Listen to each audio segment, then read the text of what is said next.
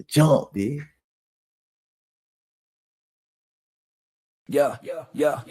Welcome to the table where the truth gets said. No filters, nowhere, there's no words left unsaid. Different perspectives, but we all take a stand. Real talk live, this is no middleman. Yeah, soul setting tone, keeping structure and flow. Uncle Plugg bring game that the streets already know. Reign with the crown and a voice that expands. If it's honest conversation, no middleman. Live from the room where the real ones stand. Uncut, unscripted, no middleman. Souls of Thought. Disclaimer. This live stream is for entertainment and commentary purposes only. Statements made are opinions, satire, or hypothetical discussion and should not be interpreted as factual claims.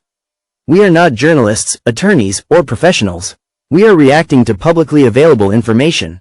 No statements should be construed as accusations or assertions of wrongdoing. By viewing this content, you acknowledge that you are responsible for your own interpretations. Viewer discretion is advised. Yeah, my verse the hook. Yeah. Classic. My verse the hook. They said I couldn't do it, well they was wrong. I let them know it's a different garment. Let them know it's a different fabric. No pesto, a different sauce. When it comes from my lips, it's a different gloss. Yeah, I'm polished, the bar solid. Long journey, I'm built for mileage. Fontaine, when it come to trident. The easy way is to go and support me. The hard way, trying to stop me. Don't come in bulk. You can't crop me, I'm too fly. You can't crop me. My hair long, but I ain't locking. Shorty bad, but she can't lock me. I met too many that said they got me. My heart broken, damn they got me. Tables turn, I'm a hashtag. You a free agent and you mad. Summertime you be teed up, in the wintertime you be sad. Realize you shouldn't have let me go, so when I come up you talk mad trash. You was always a class act, Just admit that you was wrong about me. Thought I would lose, felt strong about it. Winning now, you no longer around me. Circus over, we don't do no clown. I wouldn't do it, but they was wrong. Let them know, it's a different garment. Let them know, it's a different fabric. No pesto, a different sauce. When it come from my lips, it's a different talk. When you backing it up, it's a different walk. When you making changes, it's a march. When I talk about drive, it's the grind. When you talk about drive, it's a car. I fight for mine like I got a plan. You fight. Are you making another beat, Daddy? Yeah. And Genius is my dad. Man, loyalty off the strength. Squad with me off the strength. Let's go. If you with your people, let it be known. Loyalty off the strength. Yeah. Squad got me off the strength. Going crazy off the strength. Yeah. We ain't playing off the strength. My team strong. She with her ladies off the strength. My team strong. She with her ladies off the strength. She showing coochie like Boosie, sliding on her like the Toosie. They saying beggars can't be choosy. I ain't begging, so I'm choosy. Way I'm seasoned, I'm a movie. In the bed, it's unruly. Getting high first, coolly. I'm a dog, no cue, she a cutie. I'm leaving my prints when I smack on her boot. I'm all in her space, she like the intrusion. Got a role play, she like the illusion. On the other side, it's a squad when I'm moving. Uber XL, whatever we doing. New clientele, business maneuvers. I'm cool with some lords and I'm cool with some hoovers. Come to the court, they call me a shooter. Come to the guns, I'm calling a shooter. Better call it a truce before I call a conclusion. I'm from the city where it ain't no snoozing. I'm from the city where it ain't no lacking. It was so fast, that's how it happened. Put a hit on your man, I got hits on my mind. B-class to write a hit on the nap. I'm making a list, I got hits on my mind. Where I'm from, somebody dying if we cap. Loyalty off the strength. Squad got me off the strength. Going crazy off the strength. We ain't playing off the strength. My team strong. She with her ladies off the strength. My team strong. She with her ladies off My the team strength. strong. I like that. That was my first time hearing that one. Yeah. You got it, Rain. Do your thing, man. Hey y'all, what's up? It is Wednesday. Wind down Wednesday with the No Middleman panel. We bring y'all something new tonight. We're bringing an open panel.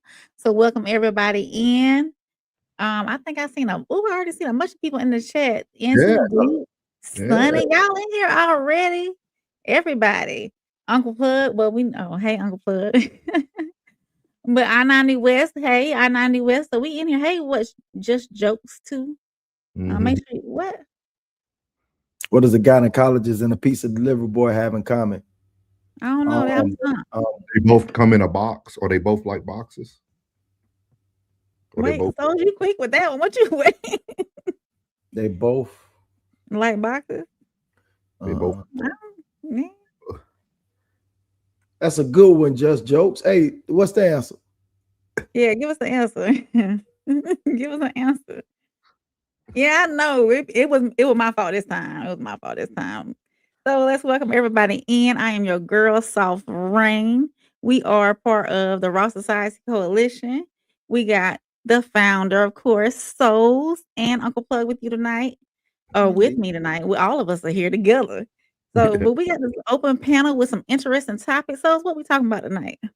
So we got a great night for y'all. If you see it's wine down Wednesday, get you a cup of wine if that's what you like to do. What we're going to be talking about tonight, of course, we have the see, oh, Wait, they both can scrape the bottom of the box for extra cheese. hey, Yeah, I why you here?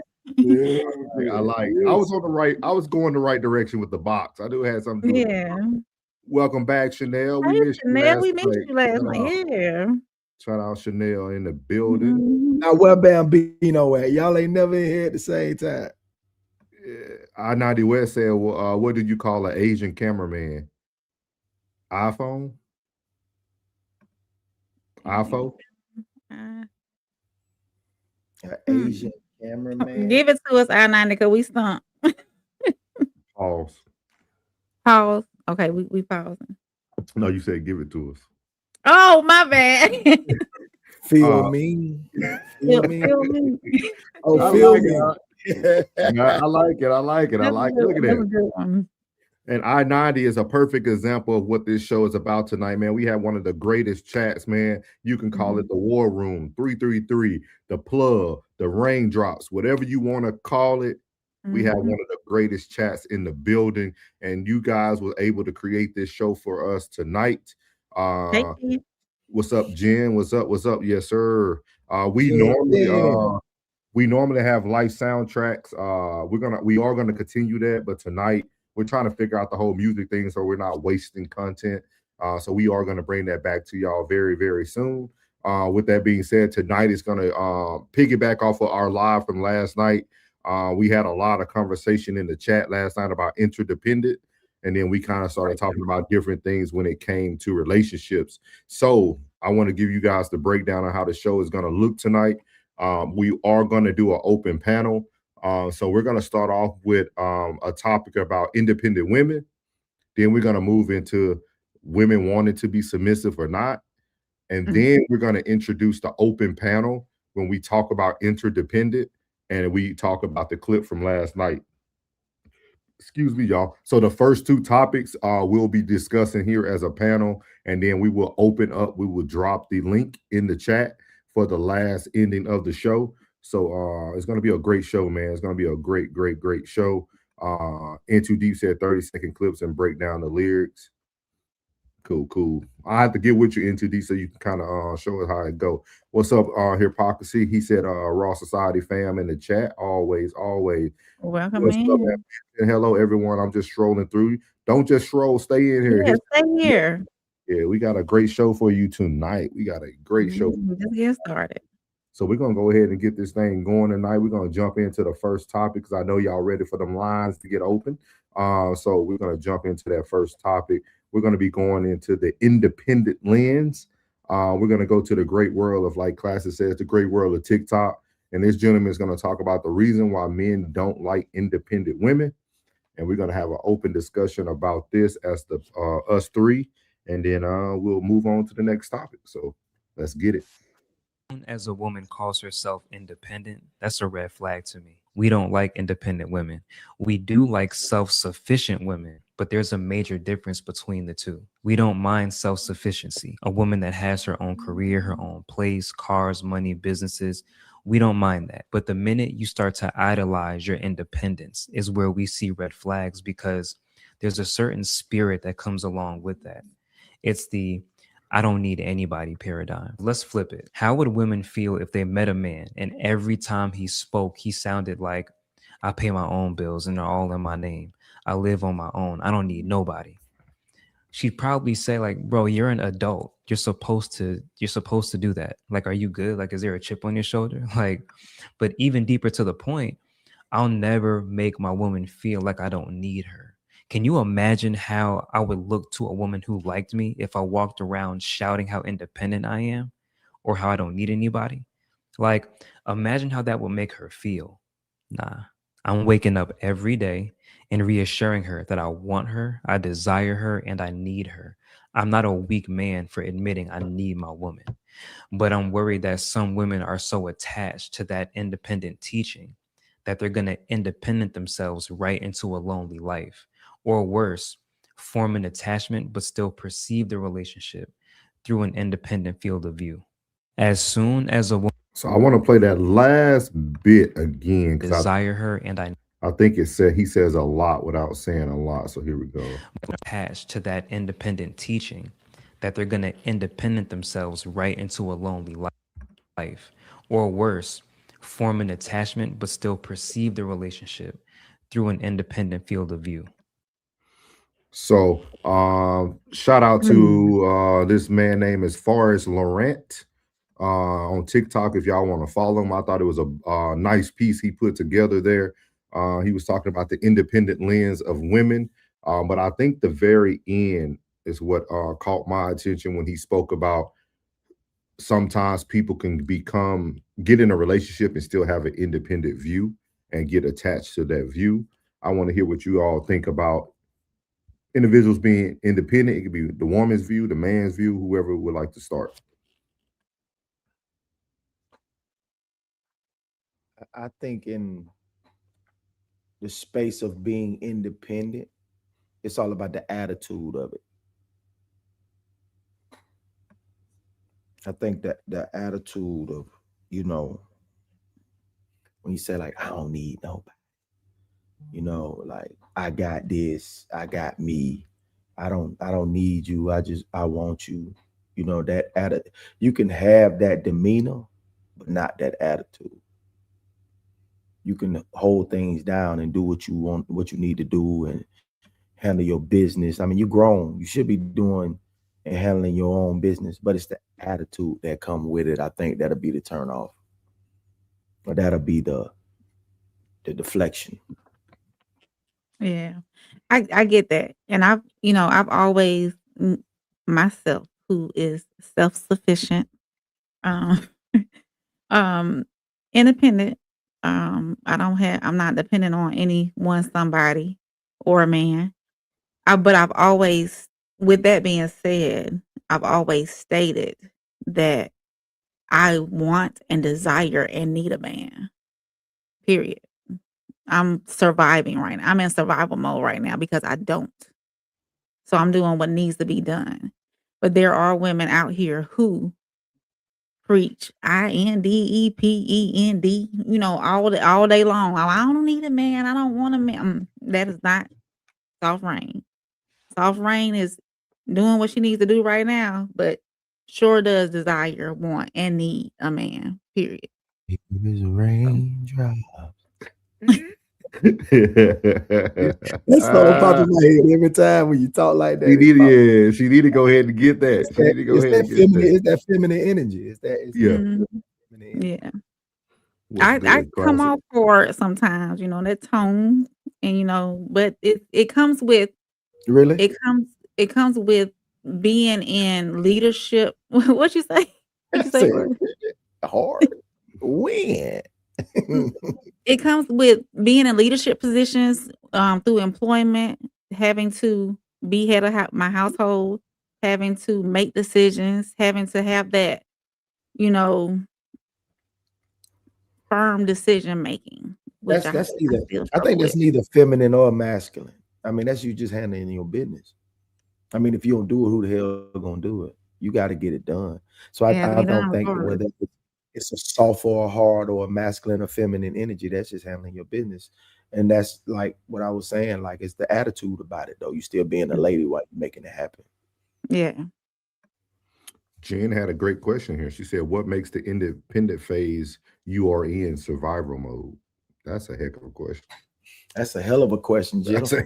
That's a heck of a question.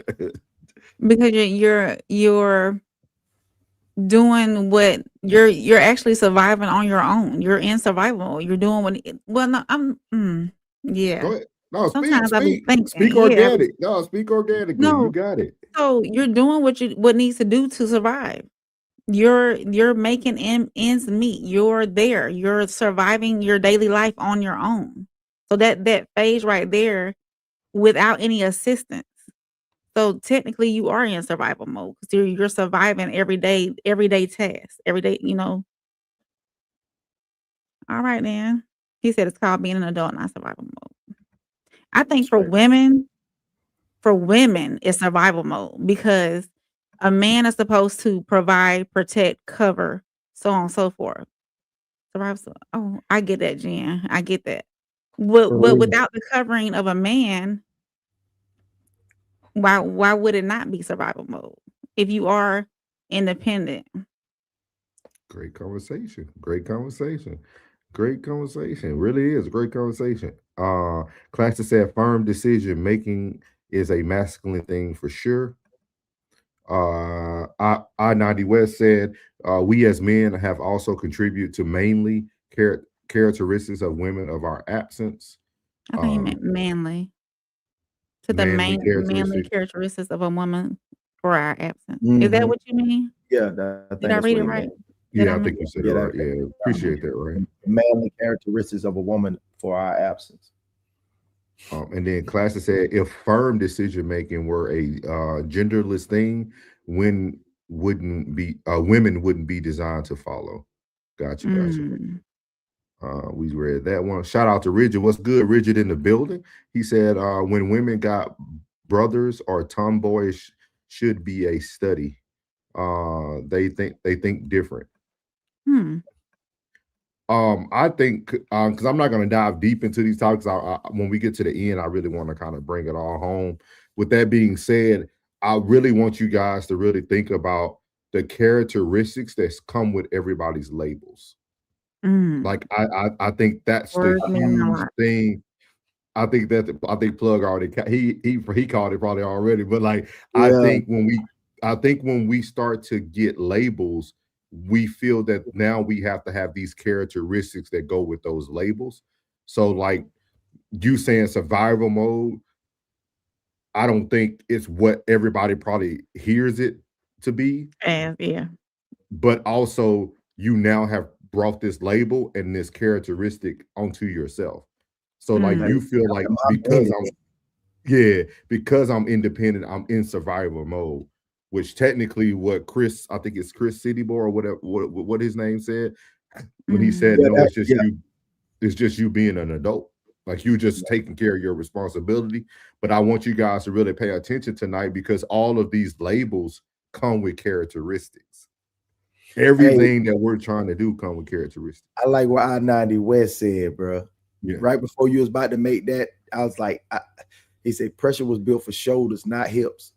So I think I think that women are compensating due to the absence of a good man or a leader. I agree. Okay. I started. I started. It's good. It's great. That's a great. We definitely talking about that tonight, y'all. Great one. Great one. I-90 West. Jennifer said, I went through it for 5 years and never felt like I was in survivor mode, possibly because it was by choice, maybe circumstantial. That sound like taking accountability so you didn't give yourself a label. Okay. Yeah. I get what she's saying. But still bringing it back to having a man in that role. I get, yeah, thank you, Jen. We have to survive without we're in a life without protection, without covering. When a woman, when she does not have a man, essentially she doesn't have protection, she doesn't have covering, she doesn't have provision, she doesn't have that leadership, she doesn't have that head of her home. So that's where I'm getting survival mode in. I mean, yeah, we're being adults and we're making things happen, but that's where I'm pulling survival from because that could be a mindset too, like the mindset that you in, saying that I'm holding it down, saying I'm in survival mode. So when he does come along, I'm willing to be what we're going to talk about later on. And then I also think I think we all got to a place, and you can correct me if I'm wrong, Rain. You didn't always feel that covering was an essential thing in your life. No.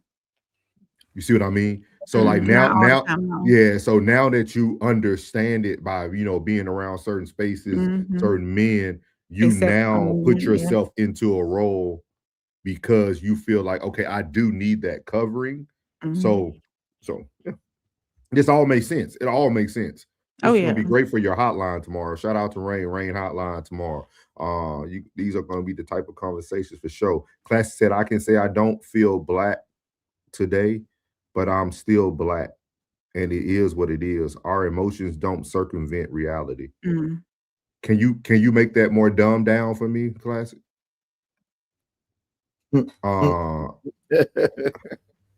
For real, like, can you dumb that down for me? They might understand it, but I would like to understand it from like a very elementary level.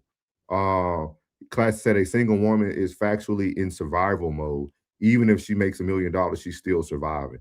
All right, so classic with you. Yeah. Chris said no deal.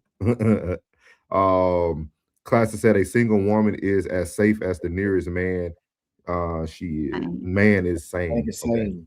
Okay. He said that's a damsel in distress character mentality. Cut the crap. Cut the crap. Okay.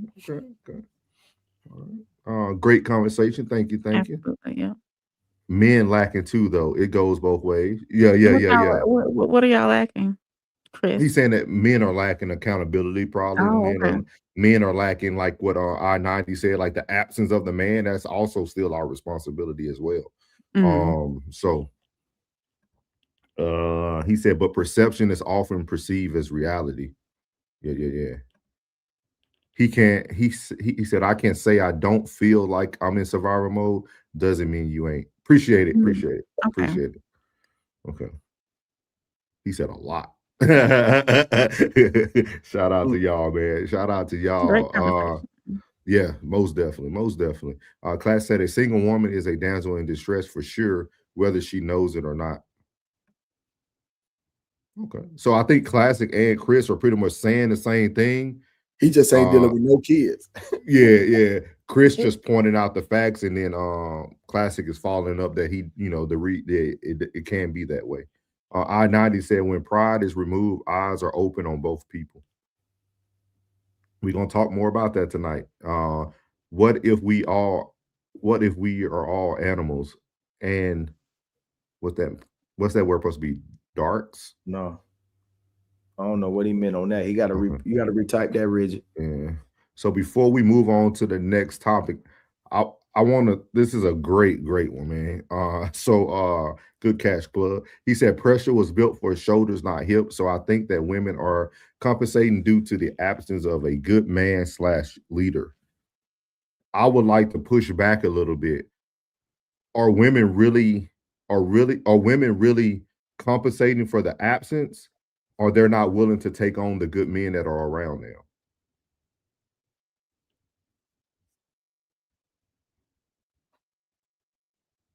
So I seen that smirk.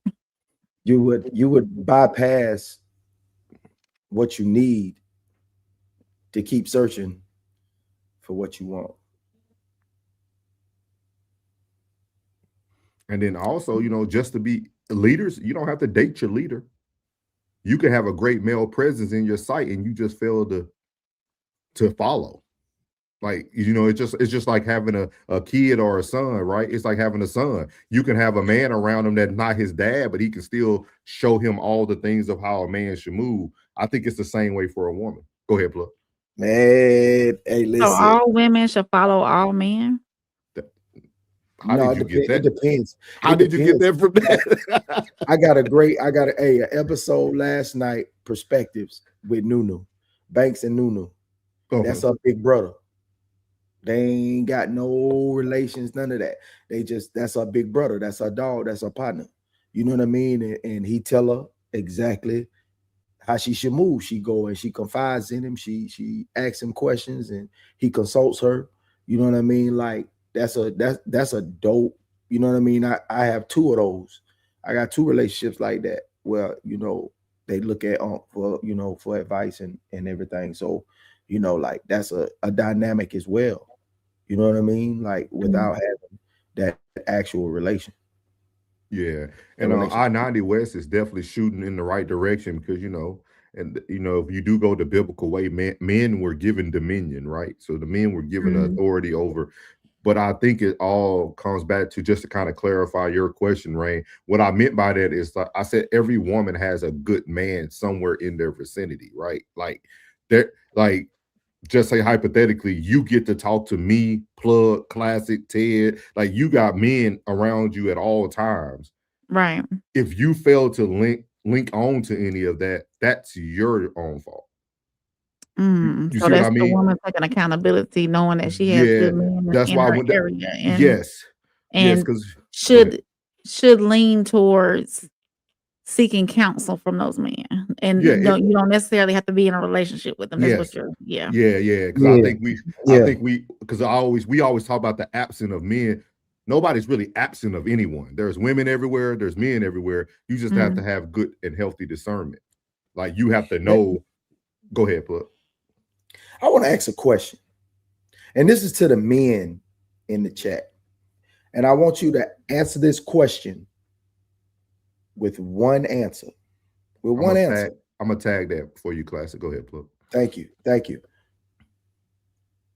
Do y'all think, because I know Classic covered this on his show, so what I'm gonna say, Classic, is don't answer. Don't answer, because you already covered this on your show.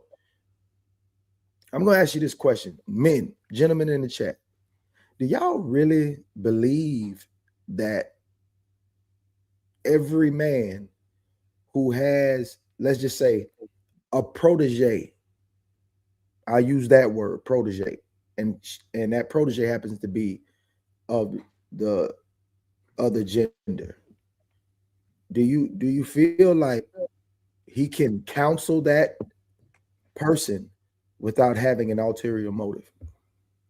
Maturely. I'm asking maturely. You want it from the chat? I want it from the chat.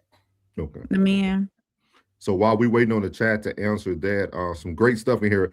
I can go ahead. We can go ahead and discuss it while we're waiting. So Classic said a prominent non-family member, male present in a single woman's life is a husband deterrent. I strongly disagree. But I could understand why y'all would feel that way. Yeah, I feel like y'all would feel that way. Like I understand how you like. I'm starting to getting said so much that I'm like, bro, that is not on an intellectual level, just on a maturity level. You know what I mean? Like that's a real like grown man question to ask that question and be like, if that's how you truly feel, because bro, like if that's the case, then bro, you are ultimately like the women, the women that are not in that mode, that's in that mindset, is saying that you objectify women and you can't see them any other way. They're correct. So that means there is no trust outside of the household. There is no trust whatsoever. How can you be in any relationship whatsoever where you can't say anything to an opposite sex and not be trusted? Yeah, because I feel like, yeah, I have to disagree with that one. Because like, even if you take Rain out of it, because I'm gonna read the next comment, but take Rain out of it, I mean, you got to think about the women who are like secretaries and assistants to some of the most powerful men in the world that have families, they have husbands, they have kids, they have like I feel like I feel like sometimes, and this could be I ain't gonna say that because we're gonna stay on relationship. They put that in like a movie. They put that in like a movie, but that is the most important person to this man. Because like she's handling all the day-to-day. She is the liaison. The liaison to the business, to the phone calls, to the conferences. You know what I'm saying? Like, so this is what Richard was trying to say. He said, let's say we're animals and dark-skinned people tend to be more dominant and physical. That thinking explains a lot from the aggression, athleticism, creativity, and thinking. Oh, okay. I see what you're saying. I see what you're saying now. Okay. I get you. Now I get you. I get you, big Richard. dog. Classic said, not trying to use Rain as an example, but we are all in her way of finding her husband. If she gets serious with a man, I totally expect her to deal with and speak to us way less. Of course, because now she has that provision. But to speak on it prior to that, it's like it's only going to end up in a sexual encounter. And it's like that's the only only lane that it can end up in. And I know you keep saying human nature. But I also saying that every man is a perv and every girl is a 304. That would it be sounding like, man. But I also have to push back again, because it's almost like why do we feel Rain doesn't have balance now? What makes you think we're all talking to Rain a lot now? Because she's on the platform with us on 3 days a night, 3 days a week? Like, what communication makes it seem like Rain is always talking to us?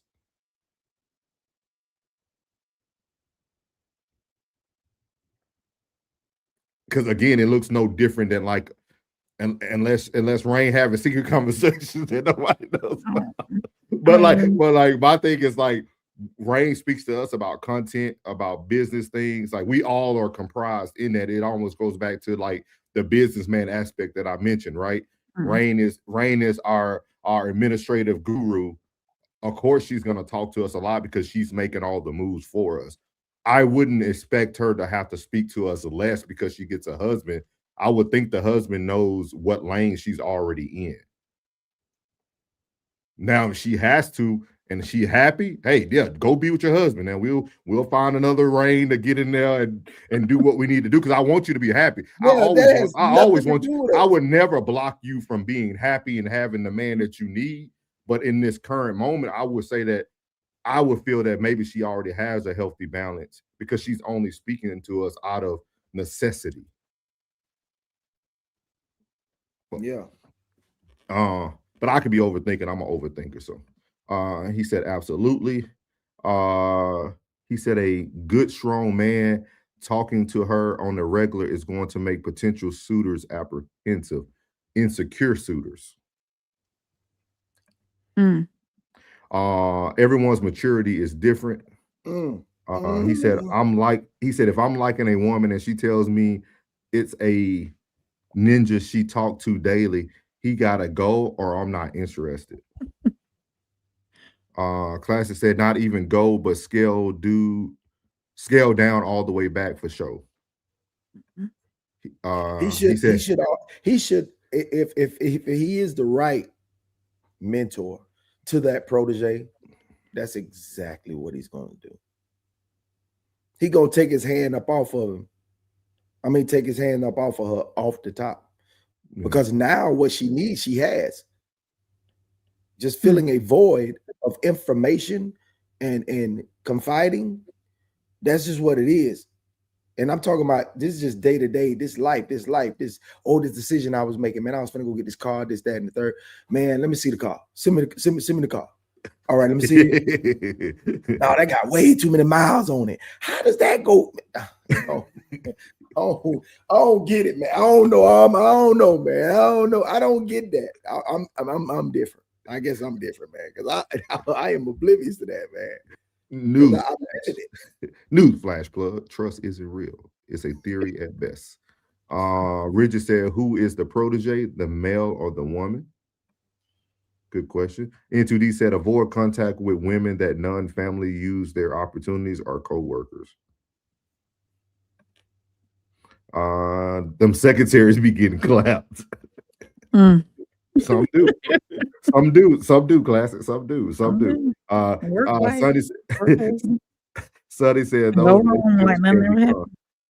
Sonny said those relationships can become problematic.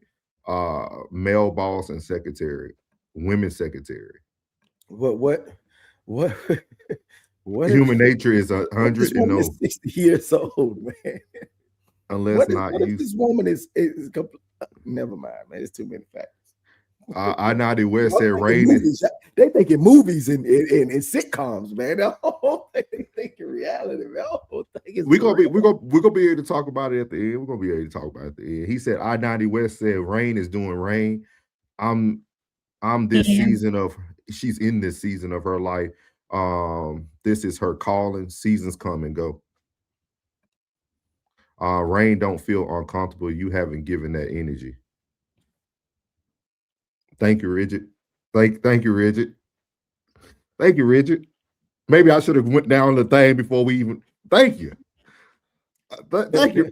Wait, hold on, Rigid. Give me 1 second, Rigid. Give me one. Thank you, Rigid. I couldn't say it any better. You said it very simple, sweet, and class. I always say small doses are very potent. That was very potent. Class said if I met a woman who deals with any man more often than I'm comfortable with, I'm not even going to proceed. I like that. I like that you gave your perspective there. That makes more sense. It's you have your own threshold, class. I get it. Yeah, I get it. It makes better sense instead of like the open-ended, like saying women shouldn't do this or do that, or that makes more sense. I get that. He said, that's just me. I'm just one person. I know, with a lot of comments. He said, no, not insecure. Wise. What's up, Kira? What's up, Kira? He said, men thinking like y'all getting cheated on as we speak. I'm not talking about right now. I'm talking about right now. Okay. Chanel said, I agree with I-90. Savage, man. That boy's savage. Mind Empowerment Journey said, pretty much the reason why AI has an existence is because the Me Too movement. I would never put myself in a position to get sued for my appetite for the flesh of a woman. Wise man. Tell Shannon that. But you can look at that two different. We'll have that conversation next week. Yeah. And you know what was so crazy, that before those allegations that came out, you know, and I hate to bring it back up on the black man, but he was on talking about, if I get on the elevator and a woman get on the elevator with me, I'm getting off the elevator. Yeah, like that's what hey guys, we're gonna talk about that next week, about appropriate boundaries and also delusion. Because I'm hearing a lot of men who sound like they can't control themselves, and they're putting their lack of self-control onto the perception of other men. That's what I'm hearing. So We'll talk about that next week, though. We'll talk about that next week. I think it's a delusion in like self-control. So everybody, boundaries and insecurities. Everybody, boundaries and insecurities are different. Class said, nah, I think it applies generally as well. Dang, class, I thought he said, don't get it twisted. 100. I heard that in his voice. Yeah, me too. Yeah. He's like, don't get it twisted. Hey, Nay. What's up, Thugger Nay? He said, y'all got a show, respectful, nobody aggressive, nobody interrupted, good stuff. Yeah, man. Oh, definitely. It's around here. Make sure you subscribe. Since this is your first time being here, please go subscribe. He been here before for sure. Oh, he has. I had seen him. My brain ain't working good. He said, lust is real. The Bible says, flee from lust. Easier said than done, but true. Definitely. Yes, sir. He said, you hearing wrong. Y'all just way too trusting. These chicks going, ninja. Don't get it hugged up. I know what you meant there. Cool. So we just entered the first room. We just opened the first door of tonight's breakdown. We opened the door of the independent lens. Now we're going to go into the submissive side, or the submissive views. We're going to hear a woman talking about submissiveness, and then we're going to do a little 5-minute stretch, and then we're going to get into that meat and potatoes, and we're going to have the link in the bottom so you can come up. Excuse me, man. So shout out to, is that how you say your name? Is it Erase or Eric Eric Edwards? Stumble across this, sounds like wholesome content. Appreciate you, brother, man. Make sure you hit that like and subscribe button, man. We make up 3/5 of the Raw Society Coalition, so make sure you hit that We actually have it pinned in the chat tonight too. So if you want to go follow the Raw, everybody with the Raw Society. He said it's a vibe tonight. I like this. Yeah. We like y'all, man. Y'all created this tonight. And shout out to Sonny for being the culprit of all this. Chanel said, I'm old. Let me get out this car. Been sitting here 30 minutes. Go ahead. We got a long one for you. Driveway. Mine Empower Journey said, I agree with Classic. I stay out of the way if I see a person, especially a man with a woman in the job place and they hang out like they're homies. They hop in the sack. I don't care what you say. Cool beans. Yes, sir. Thank you, Sonny. So we're going to get on to the submissive views here. So let's hear what this young lady has to say. Babe, let me tell you something.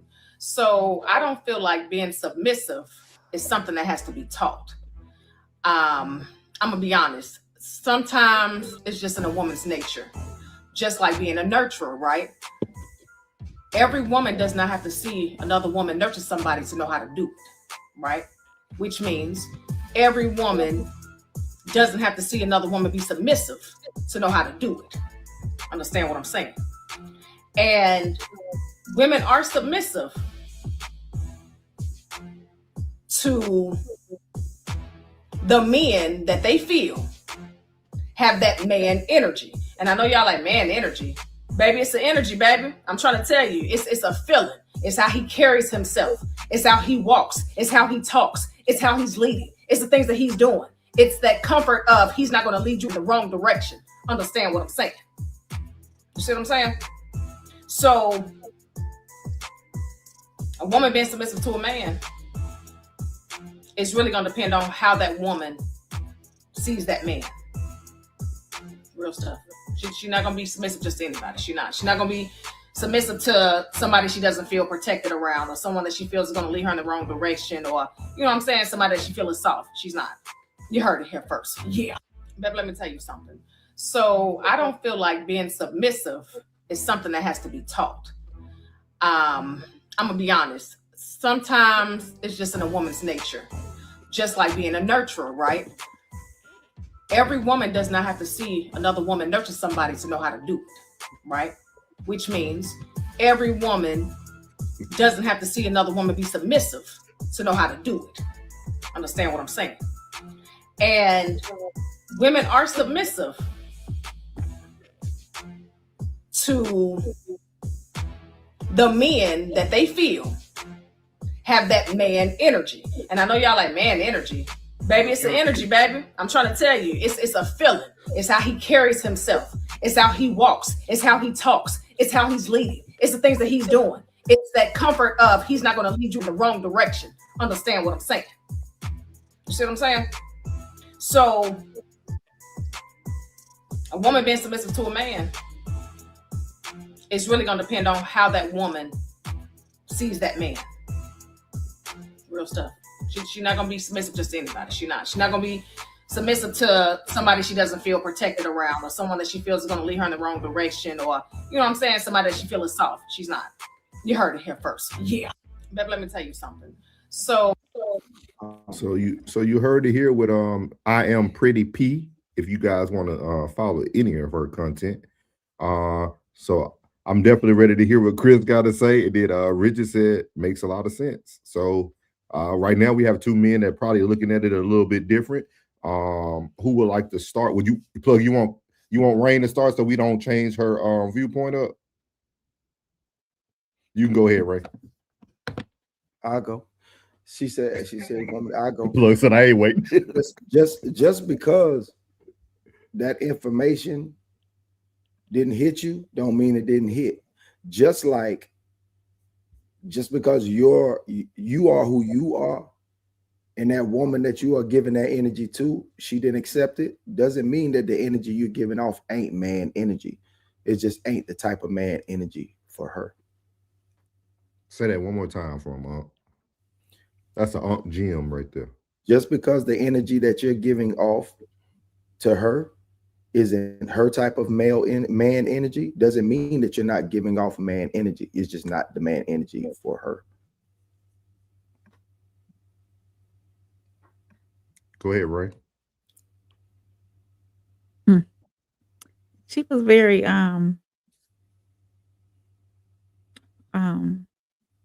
she the way her tone was You know, in your face. I don't want to say manly, but um a she was woman will be submissive to who leads her properly, who she feels that she can be soft and safe around, who she feels leads her, who she trusts in.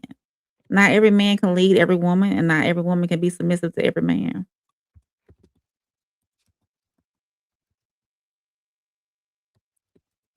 That's all you got?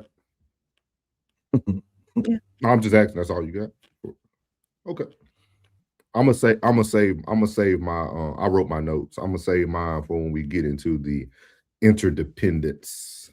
Again, I think it's a lot of It'll it's get deeper in that. it's a lot of wordplay for Mhm. people to. She did.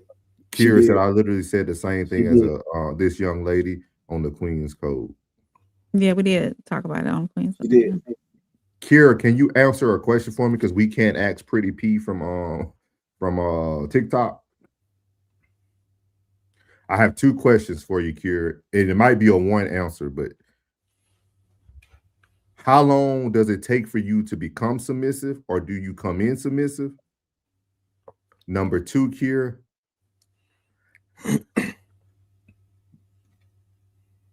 from what I heard her on her verbiage, she said it's something you can see, something you can feel. So explain that for me. I want to hear it from a woman's point of view, because a lot of the things that she said it's her energy, right? So kind of what Plug said, let's say Plug came in with that type of energy day one. Do you fall to be submissive day one, or does he still have to play a game with you? Oh my God. Thank you, Kier. Thank you, Kier. You can say whatever you want from here on out. Kier, you answer something that I've been saying. So, and Kira, correct me if I'm wrong, because I don't want to speak for you. She said instantly. So, Kira, you come in submissive? I have a question for Kira too.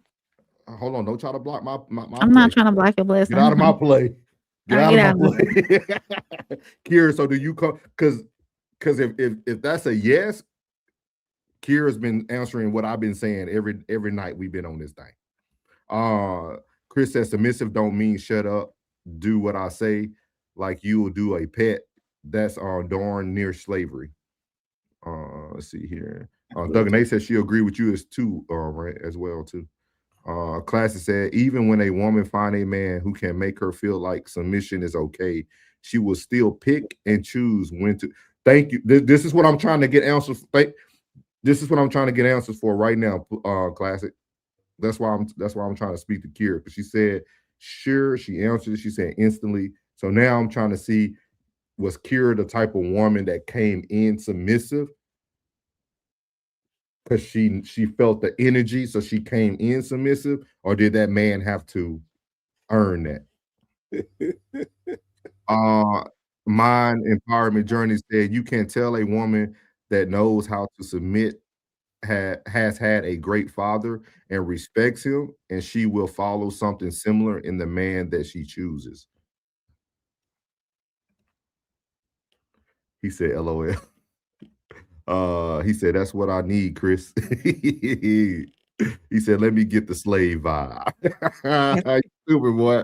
That boy stupid, but he's so serious, dog. I can see the grin on his face and everything. Right now. And hear every single word that's coming out. I'm telling you, I can hear it. Stop. Okay, man. Kira, let us know your favorite meal, man, so we can get you a gift card in the mail. She said, yes, the dudes I knew I will walk all over didn't make it. Buddy showed up and it was organic and instantly. Thank you, Kira. And you're married, so that means a lot. So I just want to I'm gonna take all that into interdependence tonight. Okay. Yeah. But what question you had for Ray? Since her view is coming in instantly being submissive,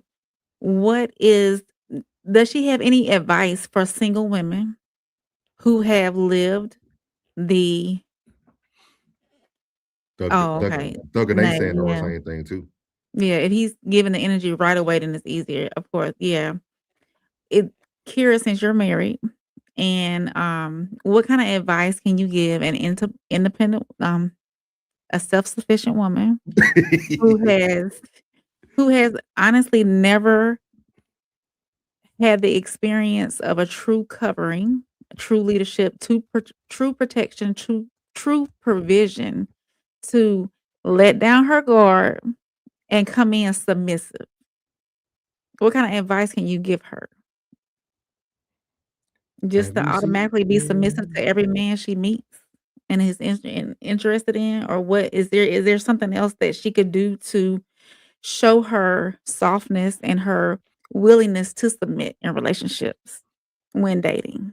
And while she's answering you, Rain, Mhm. I want you to think about what she said, what Thug and they said, right? Mhm. Because I noticed that women do something that you just did. Y'all overgeneralize the response to make it fit like it's impossible. They literally said if the I'm person not saying comes it. in, Yeah. okay. I'm sorry. Go ahead. I'm sorry, because I was totally interrupting. So go ahead. He said 100%. Let me. Okay, there you go. So we'll wait on Kira response. Yeah, he said 100% with Journey. Hopefully Kira free. I know she's a busy lady. And it's something we can talk about when the lines open up too, with interdependence and all that. Yeah. Yeah.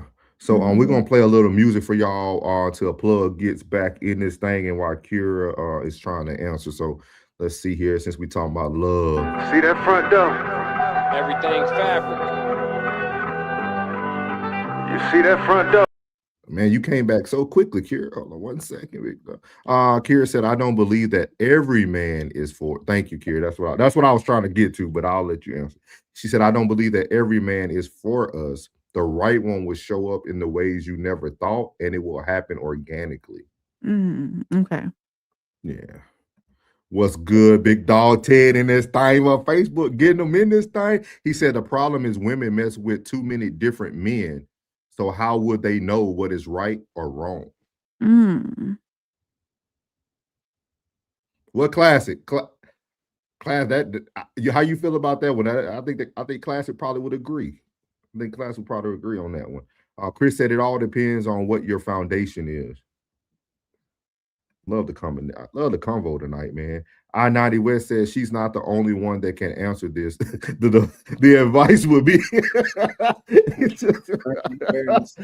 yeah, he said the advice would be to have discernment and awareness, but most importantly, being open-minded, making a man of it's the there you go. I'm trying to see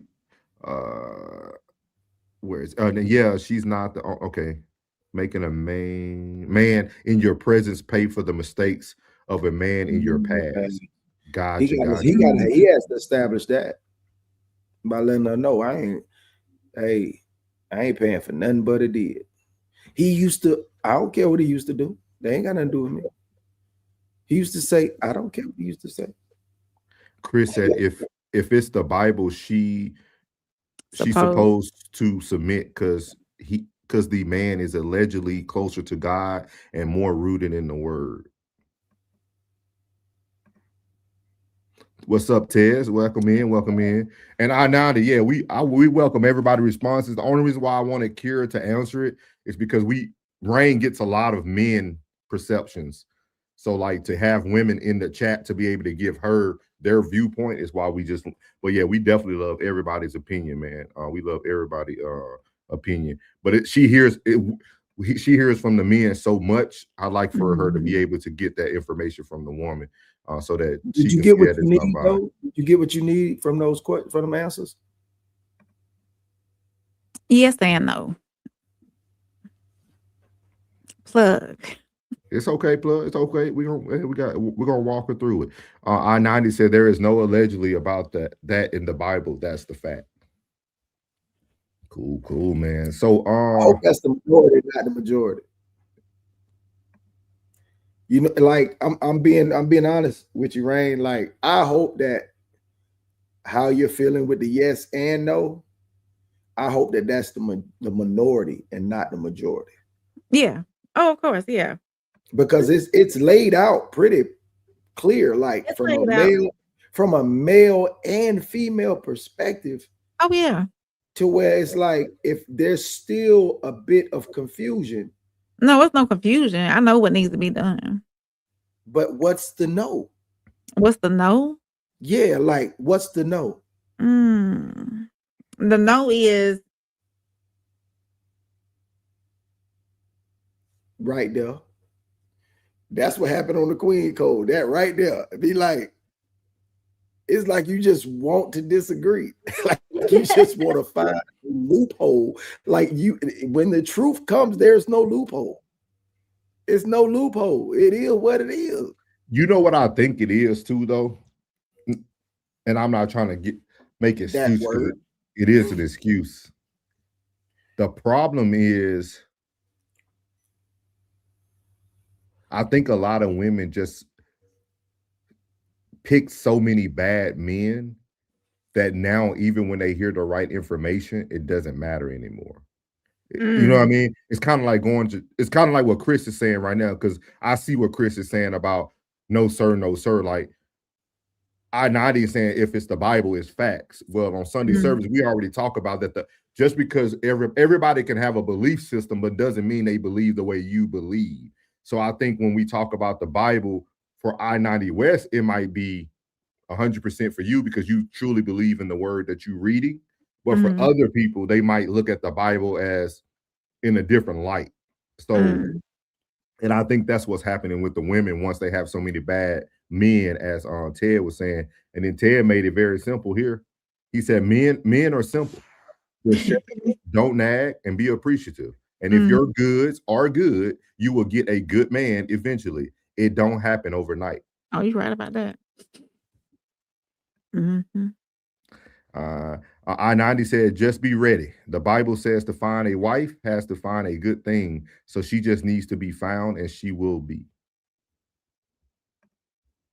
Yep. Can I ask you a question, Rain? Yeah. When you hear because when you hear statements like this, right? Do these type of statements ever make you feel like, well, am I not a good thing? Because that's why I think it's so hard to sit on the Bible and the word, right? Like I understand what I-90 is saying, but at the same time, think about a woman trying to sit on that. Oh no, what Rain? Is she crying? I'm here.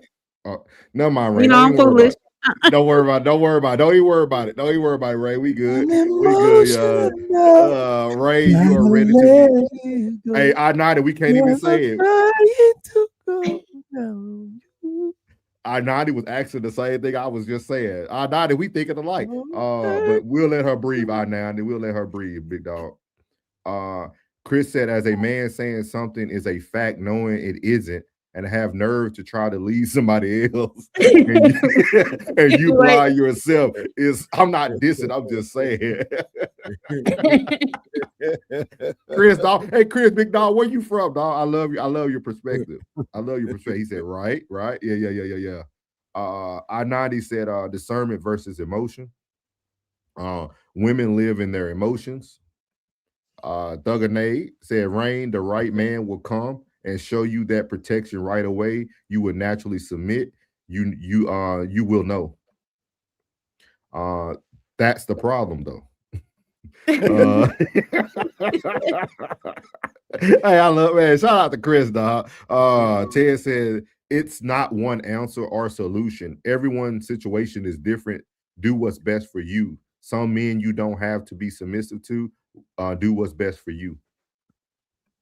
Very wise counsel, very wise advice. Mind Empowerment said, I follow the proverb daily wisdom, and the reason why I do, because I look at the Bible as a manual. The Bible is not a feel-good book. Okay. Y'all make sure y'all come to Sunday service. We don't see a lot of y'all on Sunday service. Come to Sunday service and have this discussion with myself, PK Plug, and Deacon Classic. That's your topic. They be at the tabernacle. Yeah, they don't come over to our worship service. They go to the tabernacle. And we feeding that good meat. Pause. No pun intended. I-90 said to find a wife suggests when you find her, she's already a wife. I agree with that. Go ahead. I'm sorry. Go ahead. Chanel said, laughing out loud souls talking about yeah, we don't yeah. I don't like all that.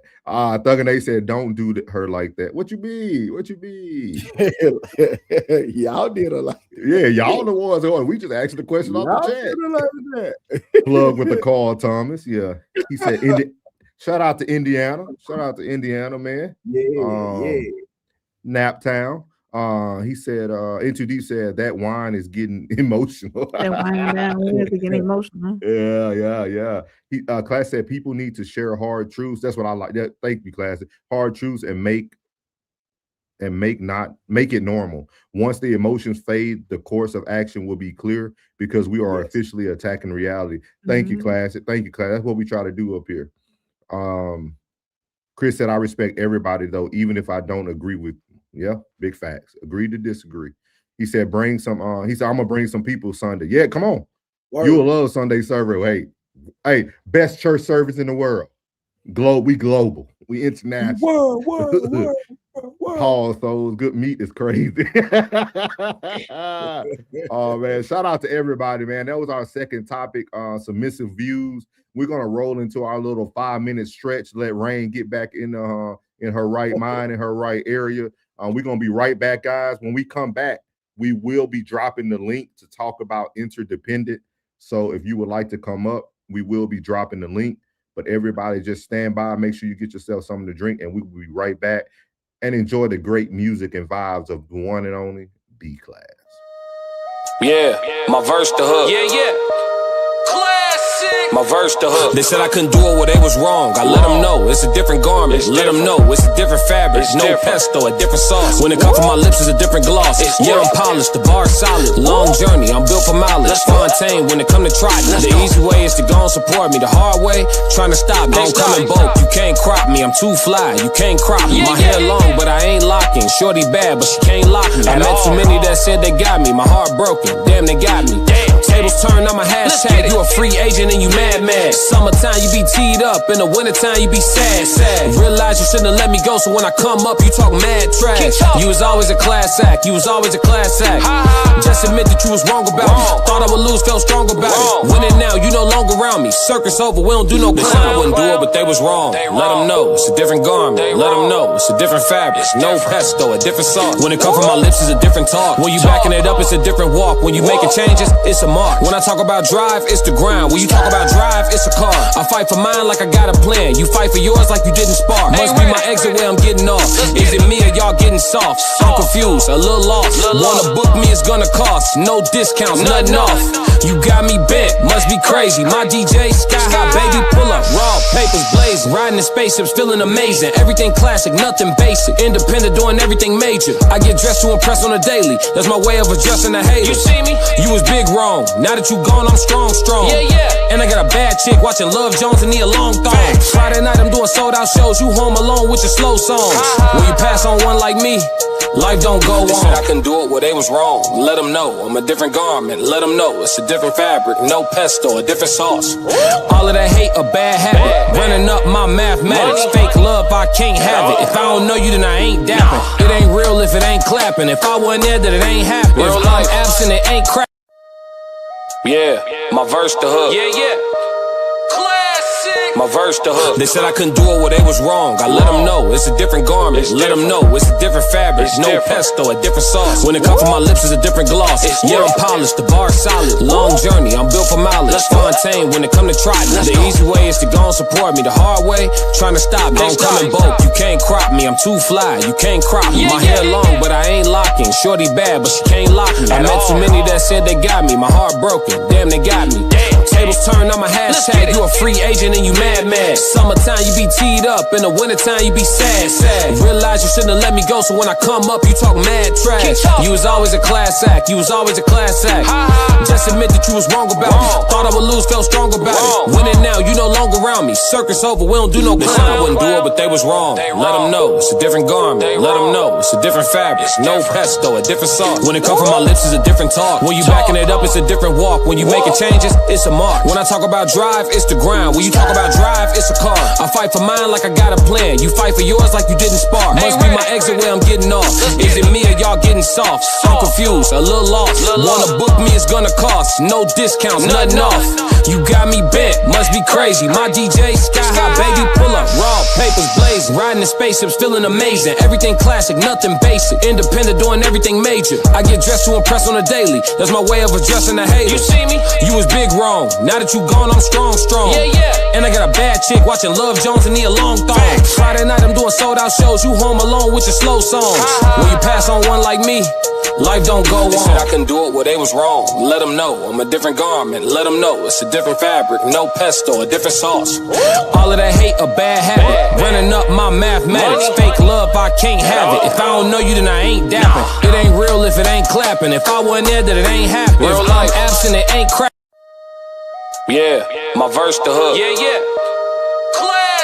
My verse the hook. They said I couldn't do it, well, they was wrong. I let them know, it's a different garment. Let them know, it's a different fabric. No pesto, a different sauce. When it come from my lips, it's a different gloss. Yeah, I'm polished, the bar solid. Long journey, I'm built for mileage. Fontaine, when it come to trotting. The easy way is to go and support me. The hard way, trying to stop me. Don't come in bulk, you can't crop me. I'm too fly, you can't crop me. My hair long, but I ain't locking. Shorty bad, but she can't lock me. I met too many that said they got me. My heart broken, damn, they got me.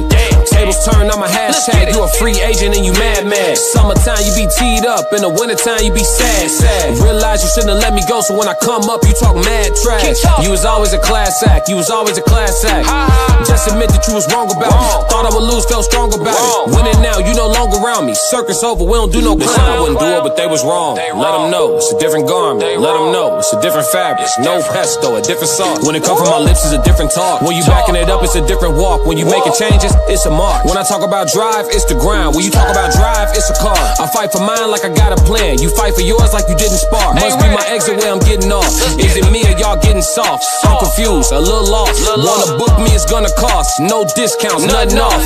You got me bent, must be crazy. My DJ, sky high, baby, pull up. Raw papers blazing. Riding in spaceships, feeling amazing. Everything classic, nothing basic. Independent, doing everything major. I get dressed to impress on a daily. That's my way of addressing the haters. You see me? You was big wrong. Now that you gone, I'm strong. And I got a bad chick watching Love Jones and need a long thong. Friday night, I'm doing sold out shows. You home alone with your slow songs. When you pass on. Welcome back, man. Appreciate everybody who has tuned in. We'll appreciate you. Rain will be right back. She is doing well. If y'all need an update from the No Middleman Council, she is doing well. She is Hydration Nation, and she will be right back in that thing. Hey, Ted said, yeah. So we have a couple questions in the chat before we get on to our last topic tonight. Let me go ahead and read some of these. Kira said, I'm curious to know, I-90, you're married? This will help me understand something. I love it. I read this before we went on break. Yeah, Ted said, let me stop being nice. Let's be honest. A lot of women are not that fine or beautiful like they think they are. And it's your fault. It's our fault because we just want to smash. So we are going to say whatever it is going to get what we want. So be mindful, ladies. It's your booty, not nothing else, because men are visual, not all that emotional stuff. Chanel says, Sunday on here, my best day of the week. I'm more of a listener doing these topics. Yes, ma'am. Yes, ma'am. Sunday service, whereas, yeah, we got the best. Classic said he'll be there for exactly one Sunday. I can already tell. Hey, you a fool, Classic. Classic, you a fool. Hey, Classic, we still take the donations. We would still have the collection plate going around, sir. We love those visitors. Into Deep says, smile, Rain. Focus on your purpose until twin flame will come and stop looking. As long as I got my peeps, I'm great. So I-90 West said, this is the first time in my life I actually want to be married. Oh, wow. I may be a late bloomer, but I believe I'm ready now. I'm embracing this season. So to answer your question, Kira, he's not, but he is in the season and he's ready to be married. Man, shout out to you, big dog. That's big to say as a man, for real. That's a big thing to say, man. So shout out to you, I-90. So we're finna move on to the last portion of tonight's show. Again, our corporate was Sonny. So shout out to Sonny. This is our open panel discussion, interdependence, and more. Send your brother the link. He said, I got 5 minutes I'm on, so I can say something. Okay, I got you, Ted. I'm gonna put it in the chat, Ted. You just gotta click it. Prenup or not? Hey, that'll be another talk for another day. Another talk. We appreciate y'all, man. We got about 4 different shows already in here. So Ted, the link for StreamYard is in the description. You probably gonna have to download StreamYard if you don't have it. So I'm gonna go ahead and get into the first video that's gonna open up our video from last night. Thugger Nation, I'm ready for Love is Blind topic. We have a lot to talk about. Okay, thank you, Thugger Nation. Yeah. We ain't get no feedback, but me and Rain ready. We ready for it. We already got it set up and everything. So we'll definitely have that for you. So we're gonna start off with the interdependent discussion with this video by this gentleman named Willie Nard or Lenard, however you say his name. So we're gonna watch. They got the game messed up, right? I feel like we done been through so much trauma that we champion this independence and how we was able to accomplish all this stuff on our own. But the real strength is in interdependence. The real strength is in teamwork. If I'm not good at something, and if I can have a partner that's good at it, and we work together as a unit, we strong. This is how you build legacy, you know? You can do it on your own, but you have somebody beside you that's striving for the same goal. There's no weakness in that. There's nothing wrong with having somebody that's on your team that's going toward the same goal. I feel like we got the game messed up, right? I feel like we done been through so much trauma that we champion this independence and how we was able to accomplish all this stuff on our own. But the real strength is in interdependence. The real strength is in teamwork. If I'm not good at something, and if I can have a partner that's good at it, and we work together as a unit, we strong. This is how you build legacy. You know, you can do it on your own, but you have somebody beside you that's striving for the same goal. There's no weakness in that. There's nothing wrong with having somebody that's on your team that's going toward the same goal. I feel like. So that's that video right there. And we're going to move on to what makes the show move. This is No Middleman from last night. We started a great discussion about interdependent. And we went into it talking about the definition, and we were talking about some other things there. So we're going to play it.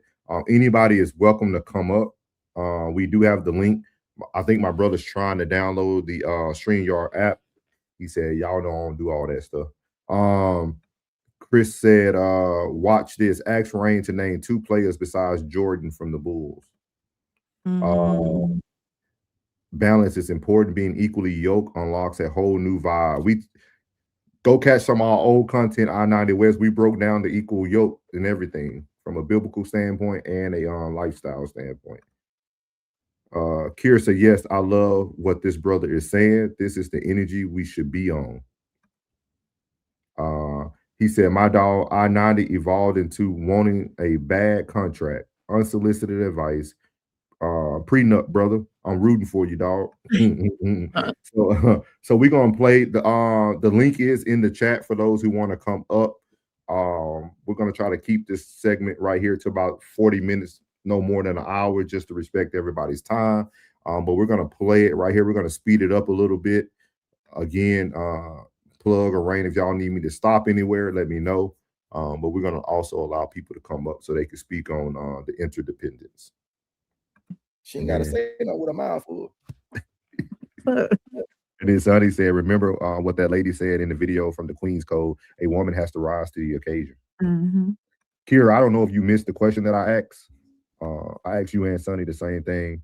How do y'all feel about this? Do y'all feel like time has to be, well, I won't even say y'all feel. Are y'all okay if you're dating a successful man losing the time that most women would need? I think so, yeah. She said, when a successful man is on his purpose, chooses a woman, she has to understand he's not going to be available often. He will make the time for the right woman. That's almost like a contradiction. Yeah. You just, because you just said when a successful man is on his purpose and chooses a woman, he has to understand. So you're telling her at that moment, she has to understand that he's not going to be available often. But then you're trying to put it back on him to say that a man will make time for the right woman. If he's intentional about being with her, y'all, all you finna do is add to the ammo. Go ahead. Keep on. If he's intentional about being with her while he's on his purpose, he needs to be intentional about his time as well. So you don't understand that he's not going to be available often because you're giving, no, I do understand that. But y'all are saying you understand something, but giving him almost an ultimatum to. Because you listen to what you're saying. And Sonny, would you like to start here? We can start wherever you like as well. So you're the corporate of all this thing. So I would love to hear your viewpoints. We appreciate you a lot. We really do. Mm-hmm. Hey y'all, hey. Hey, welcome up.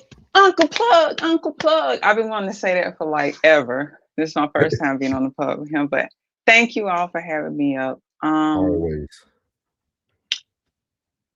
Oh God, I forgot what you said. Sorry, I got excited a little bit and then I forgot what you said. You want me to play it until we get to the interdependence part?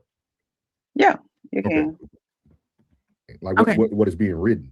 He will make time for the right woman. So you're going to feel like you're not the right woman when you initially told him you understand that he doesn't have time? No. So you're not agreeing with Sonny? I'm not in agreement with that part.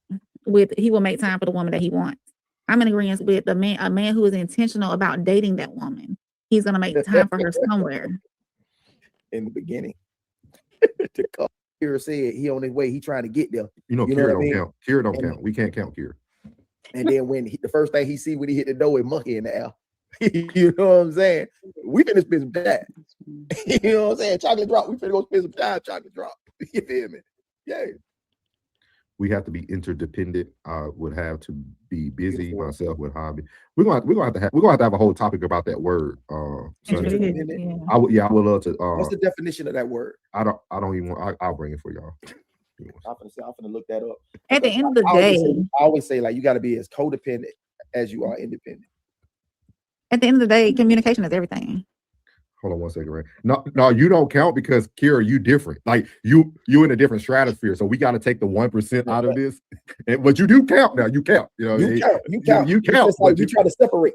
Yeah, we gotta separate. We gotta separate. Let's see here. So I'm gonna read what interdependent means, right? So interdependent means mutually reliant. Two or more people, systems, or factors depend on each other for support, function, or success. I need you and you need me is the core idea. Let me read that one more time. One more time. I wish you'd put it up on the screen. I wanted to say this because I thought it would be a great show to have with, but I'll put it up here for y'all. Because I heard that word. Honey, you're coming to the front of the congregation peanut gallery. I heard this used multiple times on the Queen's Code, and I'm big about like how people are using words. There you go. You did it right. I have to say that. But you are so like interdependent means mutually reliant. So first of all, it's hard to be interdependent if y'all both aren't aligned. But it also says two or more people, systems, or factors depend on each other to support, function, or success. It says the core idea, I need you, you need me. I think the core idea is where interdependent can get a little shaky. Let me read the core idea one more time. I know y'all can see it, but it says, I need you and you need me.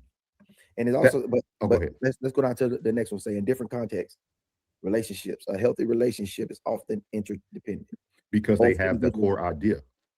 Yeah. So can we say that interdependent relationships are often based off the 50-50 scale? I feel that interdependent is probably why we don't have a lot of marriages. So I'm gonna stop there. We got money in the chat, but then I also want us to be able to have an open dialogue about this conversation. I think it's gonna be a great conversation tonight. We got money in the chat, and y'all know what money means on this side of the river. So let's get it. Are you making another beat, Daddy? And Genius is my dad. Classic. Oh, we talk about money? Get money. Let's talk about it. My money look different now. When I talk about 50, Used to be $50. I'm talking about 50,000. Gotta move a little different. Yeah. My maneuvers is in and out. Ain't tryna get spotted. At all. Too introvert to be in the crowd. Real life. I'm low key at the coach store buying plain Janes, no logos. When you spend as much time on the boat as I do, you ain't really got a showboat. I got my own brand, wear my own clothes. You would swear to God I got it out of Soho. I had a baddie, made me think about a ring, but I seen with the ring did the Frodo. I be in New York, thought I meant wifey. Clown ate the food off my fork. Annie a pig. Classes are vegan. No, I ain't pulling no pork. Play with my heart, not with my pockets. I doubled the score. Do you watch Fox? National TV. That was the start of much more. Envy me. I make my enemies wish that we had a rapport. You thought I wouldn't be nothing. It's a little different when I got the keys to the door. Shout out to Classic for the beat, the music, and the money. Appreciate your beat, Class. Classic said the time that a provider man makes for his woman will never be enough. The time a 50-50 man spends will always be too much. Choose a headache and bill. Shout out to Classic. Shout out to Classic. Kira said, I kind of disagree. Chris, you hit it spot on before even watching the video, big dog. Need is the key word. So we are here now. We have made it. We have the lovely Miss Sunny here, who continues to bring us great conversations. So I would love to hear your perspective, ma'am, and then we all are kind of just bounce off of each other tonight and create a conversation here. Okay. So I guess my question would be is, why does interdependency seem problematic, or does it seem problematic? I guess that's the question I want to ask. Y'all want to answer first, or y'all want me to go first? Okay. You muted, I think, but I couldn't hear you. I think it has the ability to become problematic. And that's what I wanted to talk about a little bit more tonight, because when we brought up that definition last night, the word need is a very strong word. Okay. And eventually somebody that's inside of that supportive team that needs the other person, eventually one person is going to move a little bit higher than the other, which is now going to cause the other person to become more codependent, right? Because at some point we're going to move in separate directions, not in a negative way, but like if Sunny and Souls are both successful people and they're dating and then they're interdependent on each other, saying that they both need each other, right? We come in, we purchase a home together, we doing things for the kids together, but now Souls is now a YouTube creator and he is now spending more time creating content.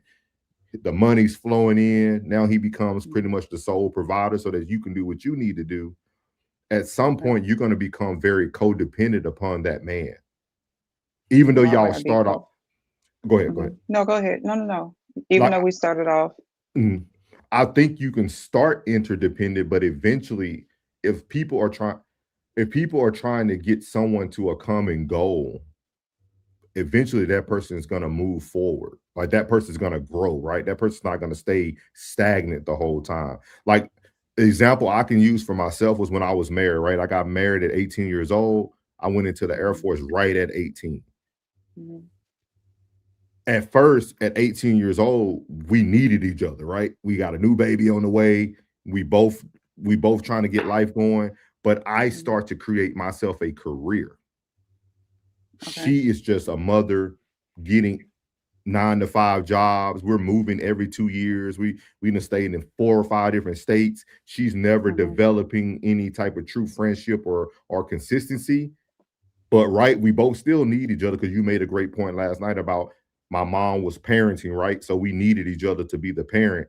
But as she's parenting and providing my need, I'm growing, and I'm growing farther away from her, but she's becoming more codependent of me, right? Because I'm the most consistent thing in the household. Regardless where we move, my career moves with me. It didn't matter how many years.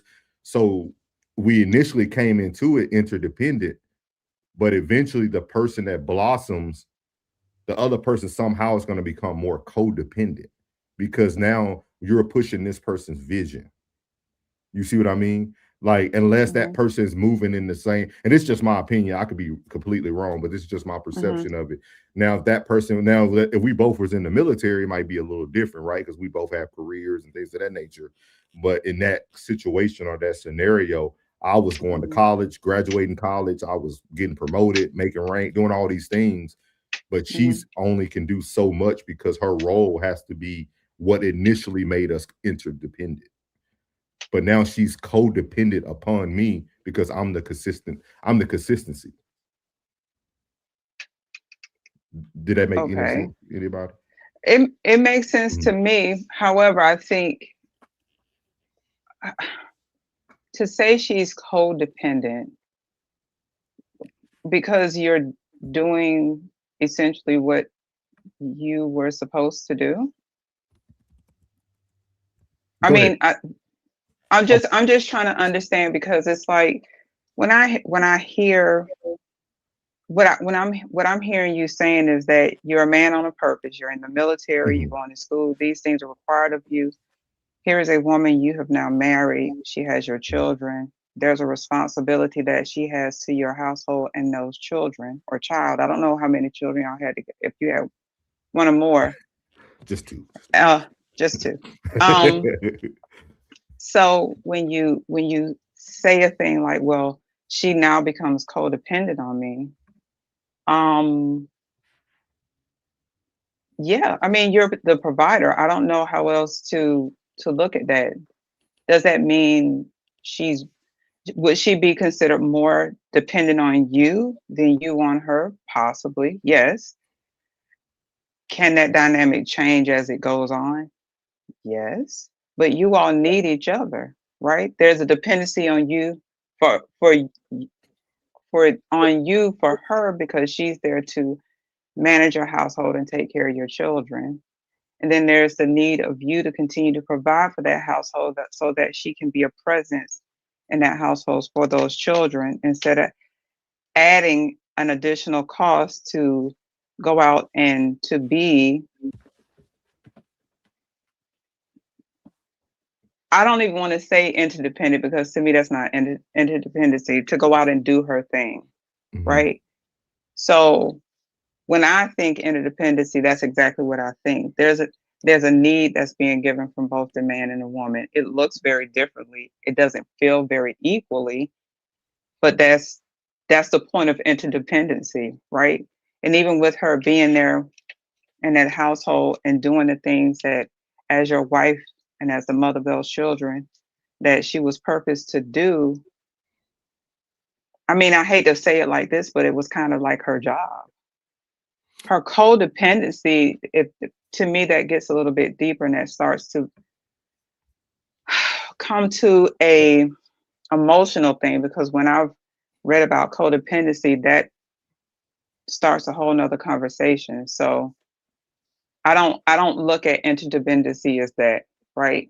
Yes. And I think about it the same thing as if you're on a football team, and I'm about the girls playing football, guys, please don't come for me. But if you're the quarterback and I'm a tight end, right? And you're calling the plays, are we not interdependent? Can you go out and function and do your job independent of the rest of the 12 men on the team? Can you, as the QB, go out and run the play without the rest of the team? No, and I won't push back until you finish your full thought.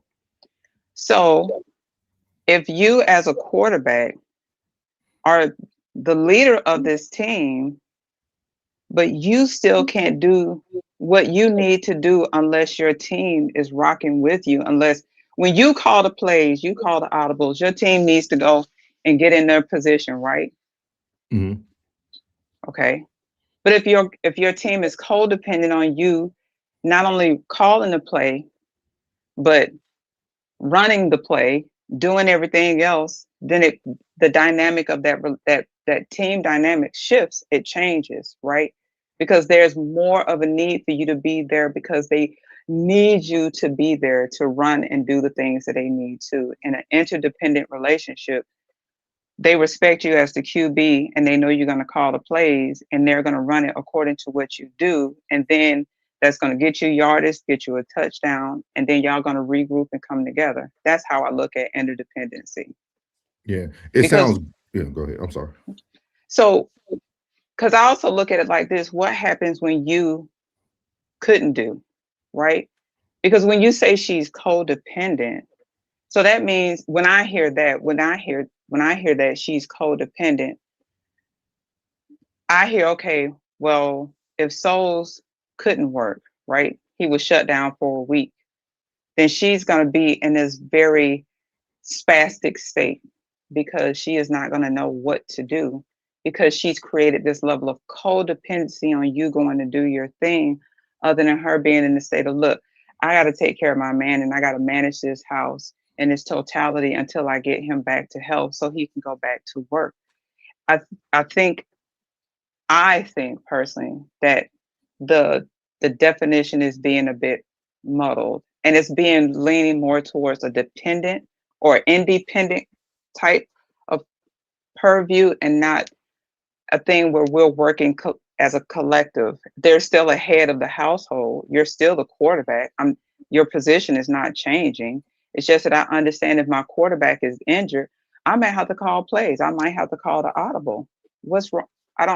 That's the point that I'm trying to make. So, and I would agree with your analogy if you didn't use football, because no. I just want because like we have to streamline the conversation, right? We're taking a 11 man game when marriage is only 2 people. So if you can, okay, go ahead. But to me, that's a moot point. That's a moot point. The team is the team, whether it's 11 or 2. Right? Okay. And then if you include your children, it's still the same. The principle is the same, right? The principle is the same. I am there to support my man and be there for him, as the woman said in the video on the Queen's Code. I'm there to rise to the occasion as needed, not all the time, as needed. I have to understand what that looks like. That's why I say there's a level of interdependency that comes with that. Now, if my man is gone handling business and he's not present for X amount of days, am I going to call him every day and ask him everything I need to do in that household while he's gone? Or is there a level of understanding that he knows that I understand that when he's not there, he checks in, he makes sure everything's okay. But in the interim, I am functioning without him being there because I understand the dynamic of our relationship. When he's here, he is, right? And when he's away, I understand when he's away, what he's doing is to support and to provide and to upkeep our home. So yes, that's to me an interdependent relationship. It doesn't mean I fall apart. It doesn't mean I can't find anything to do. It doesn't mean I sit by the phone and wait for him to call me. I got kids to take care of. I read a book. I find a hobby. I go eat at a new restaurant. I do these things while he is handling the business, and I keep myself accordingly. So I don't know. Okay. That's how I look at it. I don't look at it any differently. So what y'all got, Plug? I can't give my pushback because you don't see the difference in the sports analogy. So I won't like beat a dead horse. What do you got? No, Plug? I would like to hear that why the sports analogy didn't work. But it just doesn't work because a quarterback needs so many different elements as the quarterback, right? Like when you're thinking about a husband and a wife, right? When you think about someone, like if you take my scenario in consideration, as I become more successful, I don't, like you keep using I don't need her, right? Because I do it now. I'm a single father now. Like I don't need her. Like me building the career, the success, the money, the everything that I built, I can still do without her. That's why I was saying, like, when it's hard for me to like look at the quarterbacks this way, because that's 11 different people on the field all trying to work together as one. But when you think about two people working in a relationship, as that person starts to move forward and become more independent, because that's what's happening as I'm growing, I am becoming more independent, right? Even though she's meeting a need initially, when I became independent and more successful in my own right, I now can do all the things without her. I can still purchase a home. I can pick up the kids. I do it now. Like everything that you're saying I needed her for in this situation, I don't really need her for, because I proved that I didn't need her for that. You see what I mean? So you're saying that you don't need her to help you with your children. No, like I can be, there's you, like, just like you're a single mother. We can make life work being single parents. Like, you don't need that person. And that's why I was saying, I feel like as I was becoming more successful and moving in my own direction, she did become codependent. Because even when you think about the breakdown of codependency, one of the core breakdowns is a caretaker role, right? That's really what a mother becomes when she's at home taking care of the kids and the father's out doing everything else. So that person does become more codependent. My finances is what's keeping the roof above the head. I understand those are the things that I'm supposed to do, but I'm looking at it from a wider scope of like, no, I can move forward without that person and not need them. Because we have to remember the core of interdependency. It's about the need of two things. I don't need that, because there's a million single fathers, there's a million single mothers out there. It's not that we don't need it, but you're going to do what you have to do when you're in that situation. My situation is not that I didn't need their father. It's just that if he wasn't there, who's going to do it? There's a difference. Yeah.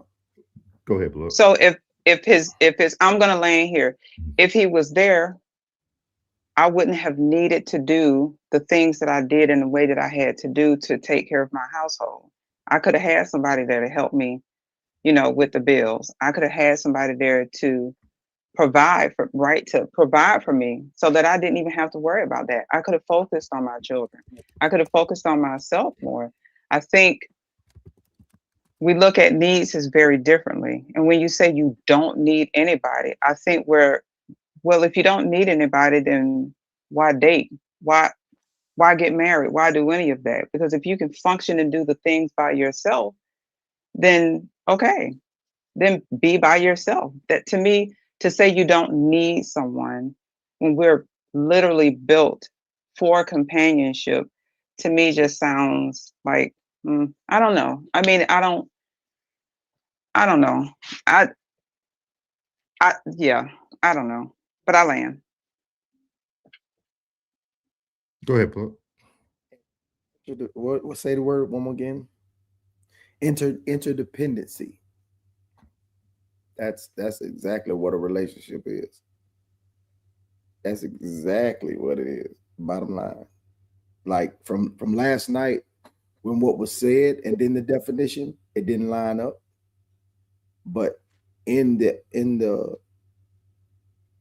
description or the example that you gave, interdependency is definitely that. Even if you are growing and pursuing your career and doing what you're doing, somebody got to hold his fort down. Even if you can do it by yourself, if you are together, someone has to hold the fort down, and that is an interdependency. And I feel like if you felt like you evolved, I'm sorry. And that's something that you don't have to worry about why you're pursuing. And that's what that person is. And it doesn't, I wouldn't say necessarily makes them codependent. It makes them a vital piece. It makes them an important piece. When you don't have to worry about that, even in in anything. Like if I am pursuing what I'm doing and someone is holding my house down and I don't have to think about my house, that's an important piece. You know, it's just like dropping my car off to a mechanic and knowing that I can leave, go to work, and then when I get off, my car's gonna be fixed. Like that's something that's off of my mind to where I don't have to think about that. And that's a vital piece. That's an important piece on the chessboard. So that interdependency is that's exactly what a relationship should be. You know what I mean? That's exactly what it should be. Because if you don't have to think about if the bills are getting paid, you can focus more on my household and you can focus more on my children. You know what I mean? While I'm handling my business. And now it feeds both sides. Both sides feed each other and they need each other. Not that it can't be done in a singular capacity, but at the same time together it's greater. It's greater. It's greater. It's got to be. It definitely is. What you got, Rain? I got a question for you, Soul. So because you said need, okay. If the woman you were with at the time was contributing to your purpose and your day-to-day, or playing a vital role in your purpose and helping you, contributing to making your dreams come true or your whatever your heart desires, if she's playing that vital role, would you not say that you didn't need her? If she was that missing piece to you becoming more successful? She'd had nothing to do with my success. Because even when we separated, I still had a whole nother 12 years to do, retire. Like my success was still built even with, I understand what y'all are saying. I'm not going to push back because y'all making this. No. I don't want to make it just about me, but no, I was speaking generally. Like if a woman was contributing to your success, like actively contributing to it. I think we have to also look what I don't want to move the goalposts. So we also have to look at where either we're going to discuss the importance of the words, or we're just going to discuss the importance of what we feel we're built for. That's what I'm trying to get an understanding. Because if we only or care about we built for companionship, we're a relationship, a woman making this easier for you. If we're only focusing on that, you guys are completely right. But when I look more at the verbiage that we're using. No, I totally see. That's what I focus on. Like I think when we first were 18 years old, as I mentioned at the beginning, we needed each other, right? Because it almost goes back to the word you were using, right? We both were in survival mode. We were trying to now with what you're about to say, take the kid out. No, with what you was about to say, take the kids out. Now, make your point. Now, without any kids, solely you two in a relationship together, no children, then yes, 1,000. You're right. You know what I mean? Like get 1,000. Be like, I don't need you to pay these bills. I don't need you to clean this house. I don't need you to wash these clothes. I don't need you to help me in my career at all. But you add those elements into it, whether you're talking about the children, now that whole dynamic changes. You know what I mean? Because yes, she can go and have the kids, and yes, you can have the kids and that and the third. But once we take the children out, now solely based on, like, let's just take two individuals. Because when you was getting to your story, and we're talking about the children being involved, it's like now that changes the whole dynamic. You know what I'm talking about? Because if you have to leave, go pick up kids, drop kids off at here, you know what I'm saying, feed them, take them here, over there. Now that changes the whole dynamic. But when what you're saying in retrospect, what in the aspect of the word, the definition, correct. You don't. There's no need. That person does become codependent as you grow. You know what I mean? Because they have nothing, they have no motion. So they are. So you're right. But in her aspect, segueing off of your story, she's correct, because it can happen, but it makes it so much easier when you do have that partner that can hold it down while you're doing what you're doing, which makes that interdependency, you know what I'm saying, even greater.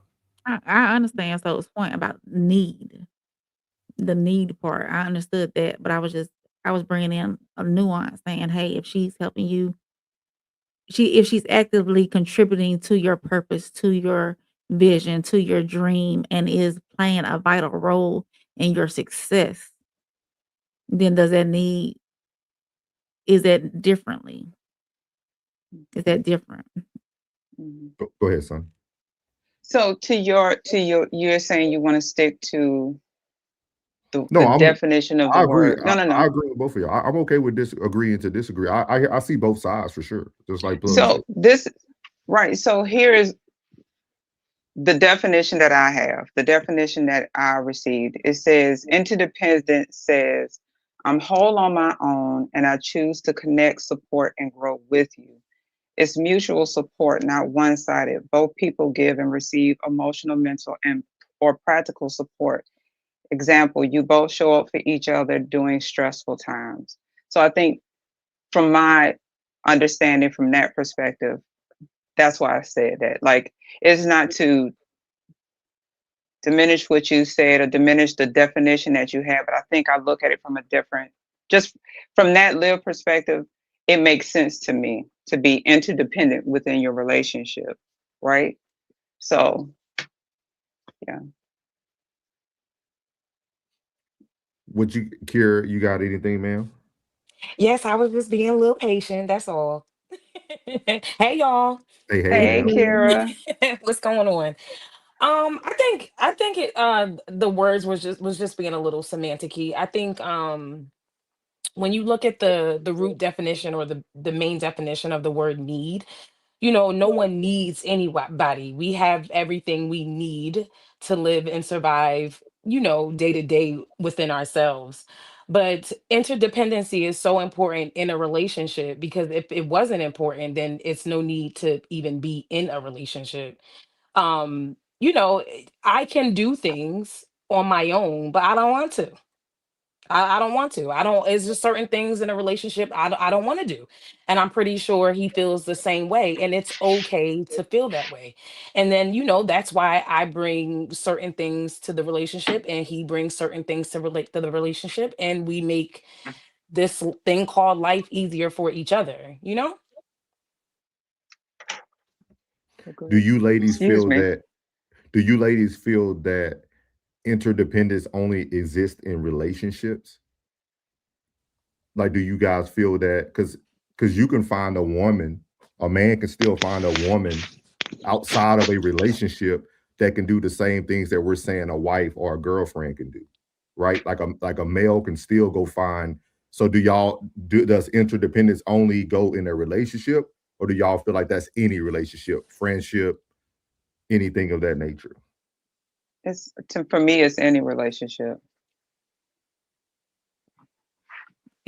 I would think it's any relationship. Yeah, as I get older, I realize like if I'm not benefiting from a relationship, if a relationship, a friendship, uh, whether it's somebody I work with, if I don't benefit from that relationship, it's no point. It's like what is the point? It's just it's no point. Like it could be something as simple as like conversation, you know what I mean? If I'm not benefiting from, if the conversations that I'm having with said person doesn't serve me, then what is the point? Like What's the point? what are we doing here? Yeah. I just to bring it here, like say me and Souls, we cool. That's my dog. But in actuality, we don't need nothing from each other. You know what I'm saying? So it's genuine. You know what I mean? Like there's no need here. You know what I mean? But we are here to support and motivate. But he doesn't need my support and motivation because he's gonna get that done anyway. I'm gonna get it done No, anyway. You know what I I mean? don't. But the friendship still is important. You know what I mean?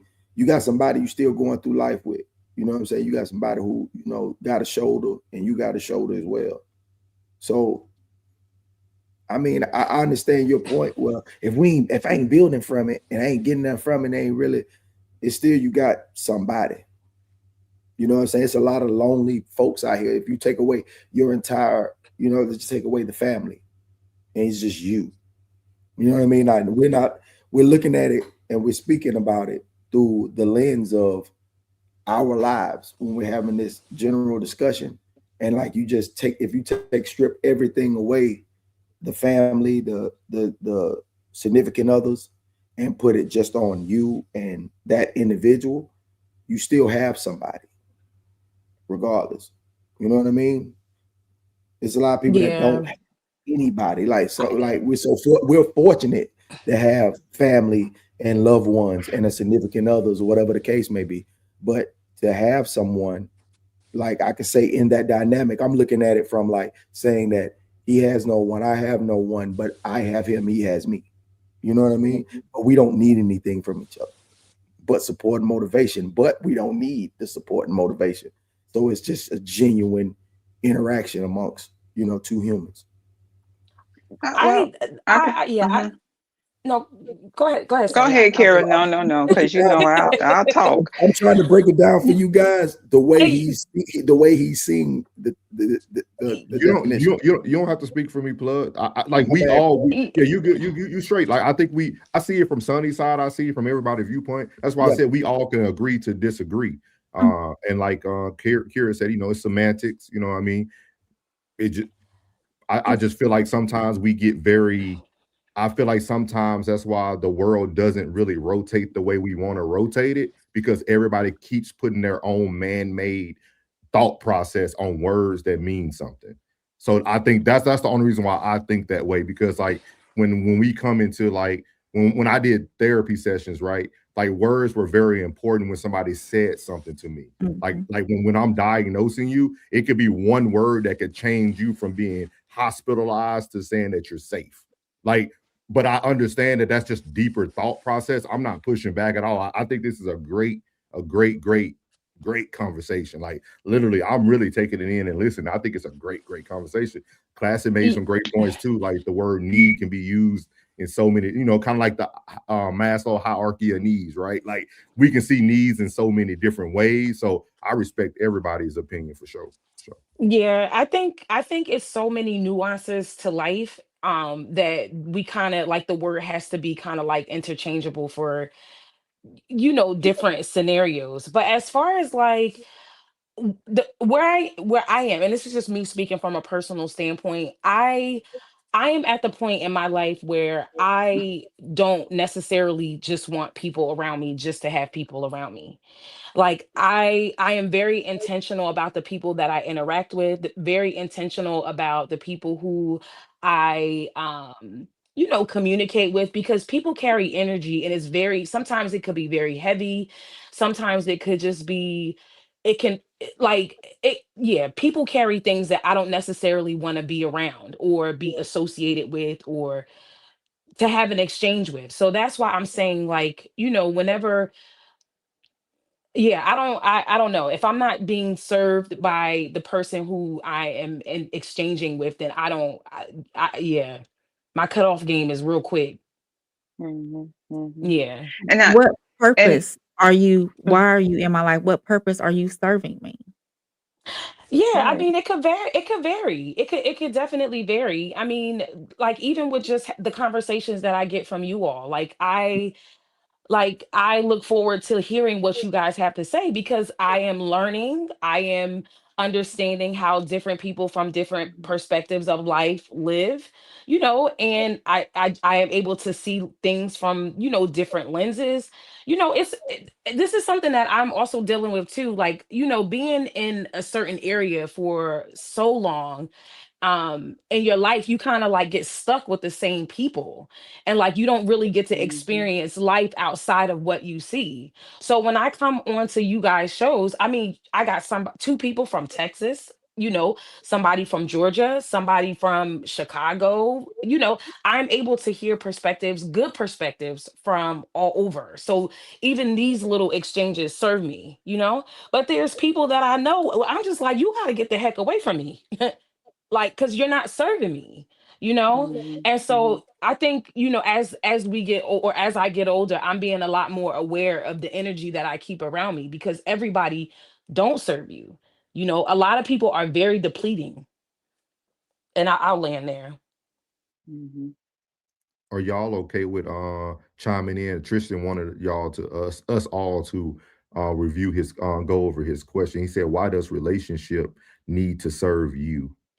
So whoever like to start can. It needs to serve everyone.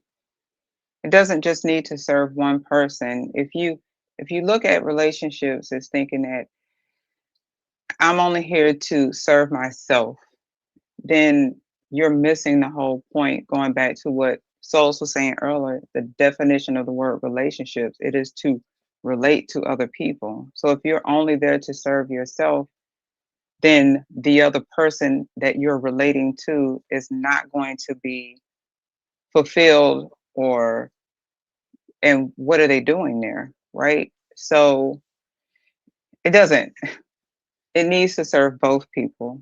There needs to be something that is gotten out of from both people. And everything is about reciprocity. There's a give and take in everything.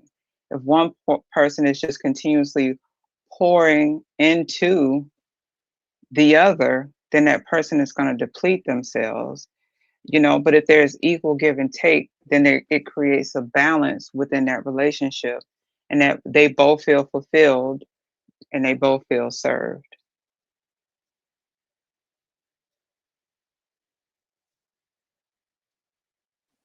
I agree, for sure.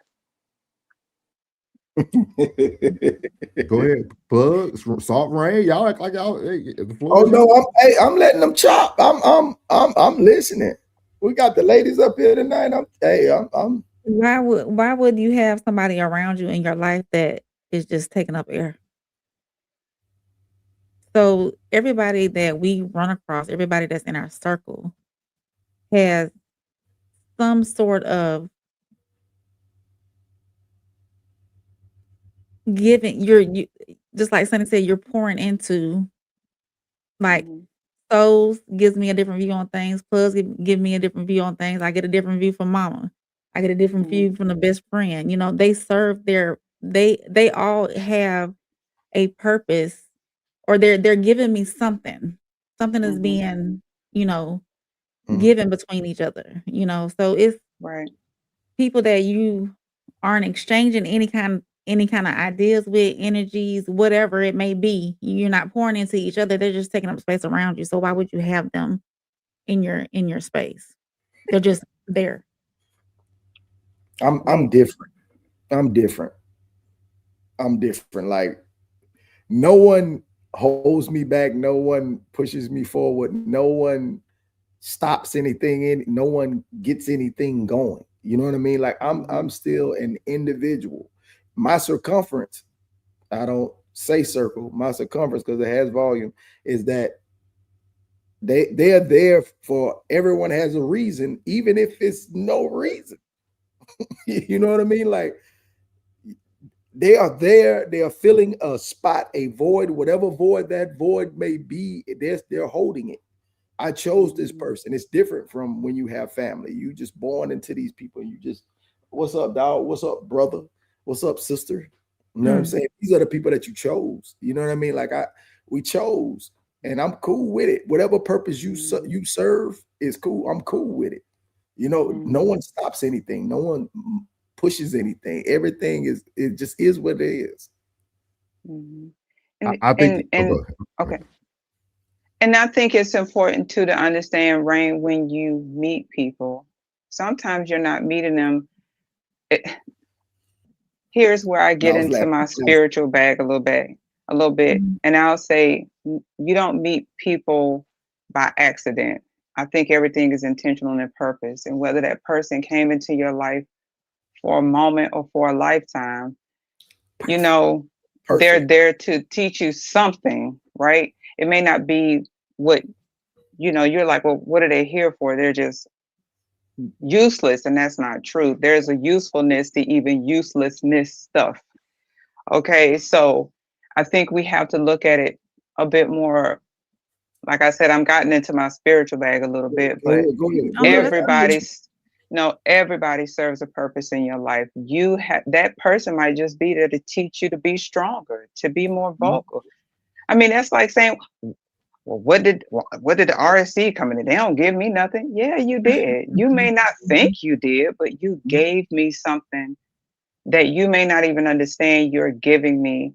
And I have now inspired others to do and given them something. So sometimes that person might just be the drop in the pond in your life in order for you to go out and share to spread the thing.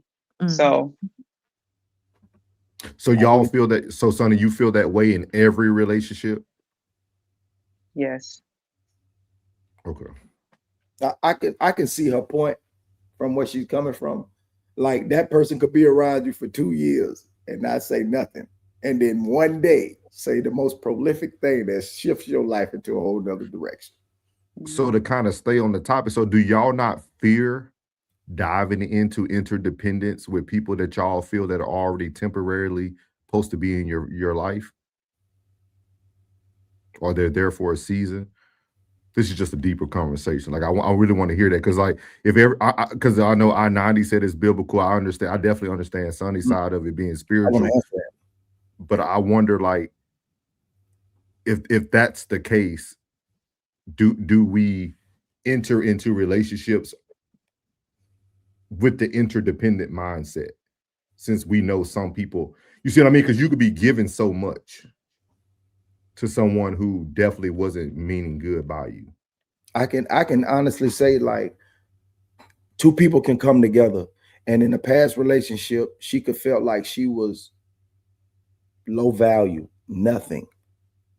And he could have been dealing with trust issues, and she taught him how to trust again. And he could have showed her that she had value, but it wasn't meant for the long haul. It wasn't meant for the long haul. They weren't meant to be that. He was supposed to build her up. She was supposed to build him up, and then they could go their separate ways. So are you saying interdependence can be temporary, short term? It can be temporary. It could be temporary. It could be temporary. I could come from California. You could come from Maine. We can meet up and put a light pole up in Mr. George's yard because he's about to fall on his house. We can build it up, build a structure, build a friendship. Hey, bro, I hit you up on the gram. Shoot back to the crib. We ain't never got to speak again, but be like, man, I remember this one time, man, I met this cool dude from, you know what I'm saying, from New York, man. He came and helped me put the pole up in Mr. George's yard. Man, that was a cool dude, man. Part of each other. And I think this is, oh, go ahead, Plug. I'm sorry. It's like the movie Crash. I was just thinking about the movie Crash, how everything was just connected. You know what I'm saying? How everybody was connected in some sort of way like that. Is that the Jason Statham movie? I think it is, Sonny. I think it is. No, Terrence Howard, Lorenz Tate, Jason Statham went in there. That white, no, Jason Statham went in there. Oh, okay. I'm thinking of a different movie. Ludacris was in it. Ludacris and Lorenz Tate. Remember they robbed Terrence Howard of his car and all that. But okay, yeah, it's a different movie. The same cop that was filling up his wife happened to be the cop that had to save the woman when she was the same wife that was in the car. He had to pull out. She didn't want him to get him because he was racist and he felt the upper. That movie Crash. You never seen that? I don't think so. I've heard of it, but I haven't seen it. Yeah, I seen that when she was underneath it. Yeah, I know exactly what you're talking about. Yeah, Raw Reels. Hey, Bambino, Raw Reels. Shout out to Classic before we let wherever you at. Me, I just point to the board, telling your stories at the barbershop, talking about how we used to be. We talking about money. He said, literally, everybody is right, no cap. With you can go ahead, Sonny, man. What I was gonna say is that I think I understand it from the perspective that I'm not going to engage every relationship the same, right? What I need from what I need from my spouse is not what I need from my children. And I hate to say need, but I'm just trying to draw like a kind of a definitive line in a sense. But I don't, those needs are going to be different from each of those relationships. So yes, in certain relationships, there will be interdependency, and others there will be independency, right? So like if I'm at work, and I'm in this management position, I understand that I have to create an environment of interdependency for those people on my team, right? I need to give them the resources and all of that stuff that they need to function independent of me as we're going through, the workday. Same thing in my home life. I have to give, the people in my home the things that they need so that they can function independent of me throughout the day, right? Doesn't mean they don't need me or whatever the case may be. But I know if I go to the grocery store, these are very short-lived relationships. I'm going to be functioning independently of everybody in that store. There's still a relational connection. I'm getting a little deep here. There's still a relational connection even with those people in that moment. However, I understand that they don't need me to the same capacity as those people who are in my immediate collective or circle or circumference. I hope that makes sense. Oh yeah, everything you cooking. So the next question I want to ask you guys, because it goes back into the relationships, and it adds to the more section on the bottom of the screen. Do you guys feel that interdependence is one of the reasons why we don't have a lot of marriages, though? Because we talked about this last night. Do y'all feel that people feeling like interdependence is something that is required to make a healthy relationship? Because I heard that a lot in like all the videos I looked at. Everybody kept trying to say that interdependence means that you're in a healthy relationship. Do you guys feel like that's why we don't have a lot of marriages? Because it goes back to kind of what Plug said earlier, right? He's independent, like he can do these things. I feel the same way for myself. So do y'all feel like that's why our marriage rate is low?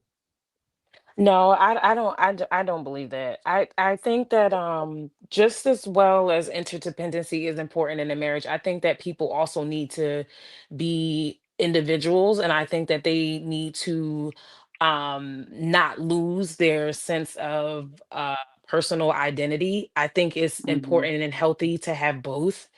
Um this kind of goes back to the comment that I wanted to address that Classic has said earlier. He said, the time that a provider makes for his woman will never be enough. The time that a time a 50-50 man spends will always be too much. Choose a headache and build. So I I I believe that women who find or take issue with the amount of time that her man spends at home just doesn't have enough stuff to do productive on her own. And I think it's also important for women to identify when a man is overworking and say, hey, maybe you might need a little bit of a break. Let's take a break so that you can kind of regroup and then you can go back to hitting the pavement. I think that is also healthy. But I think a woman who doesn't have anything going for herself will take issue in a man being a provider. I think one of the strongest things that women can do is pick up a craft. I know this sounds crazy, but something that doesn't necessarily take you away from the house, but it keeps you busy. And then it also can uh, create a revenue stream for the house. One of the things that I picked up was making soap, and it has created a space for me to keep myself busy when everything in the house is done and not necessarily worry about what he's doing. And when he's home, I'm able to separate myself from what I'm doing and focus on him. But I'm not calling, hey, where you at? What you doing? Like, what time you come home? I'm not doing all that. You know what I mean? So I think it's important for both to kind of be able to operate as the individual, but also be interdependent. And I'll land there. Kira, can you repeat the part you said about if the woman doesn't have hobbies and the man becomes like the sole provider, she can do what you said?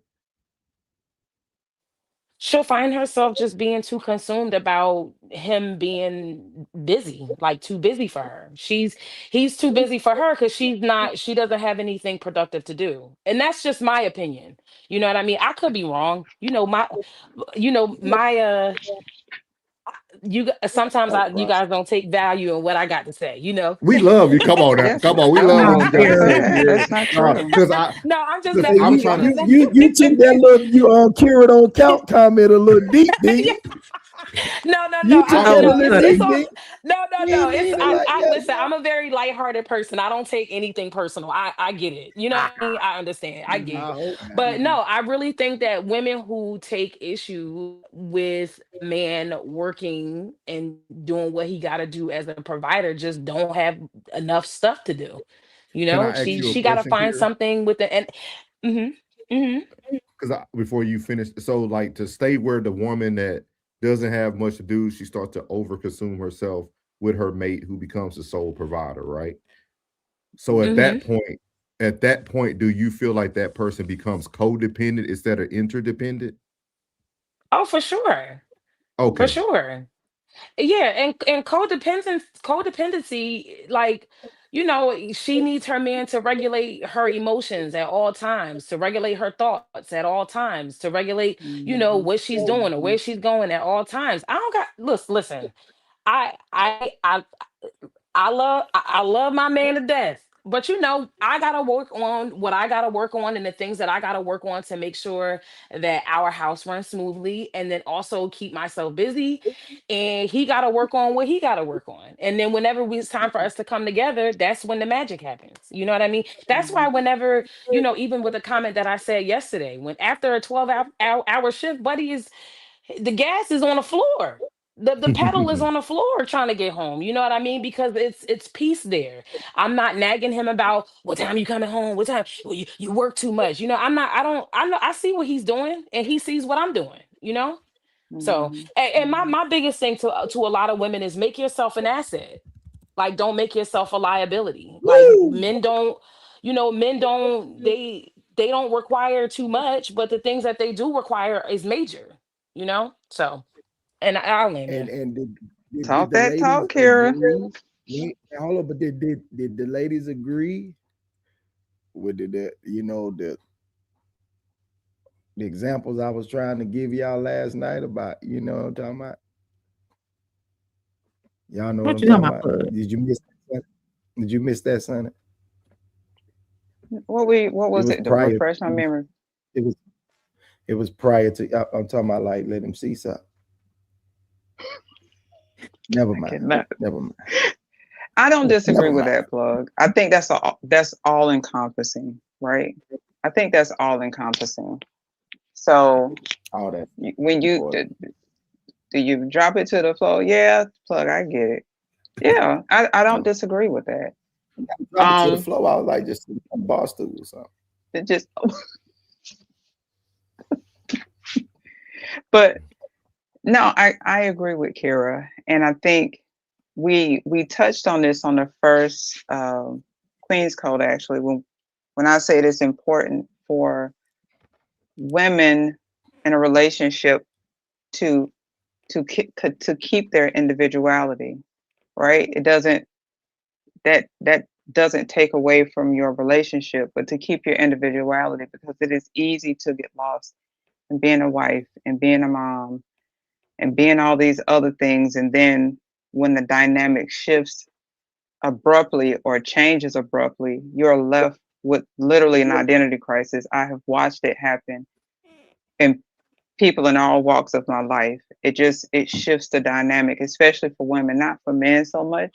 Not saying it doesn't, but I have seen where it is more of a jarring reaction for women to kind of sit with themselves and go, now I have no idea who I am and what I want to become or what to do because this marriage of 5 years or 30 years or whatever was my everything. So I completely and wholly agree with Kara when you say interdependence doesn't mean you have to be latched on to the man coattail. It just means that you need to be, Kira said it, I'm not going to restate it, but Kira said it best. And I also would like to add on to what Kira said, and always remember that an idle mind is the devil's playground. So, Yes, it is. Okay. On all so when levels.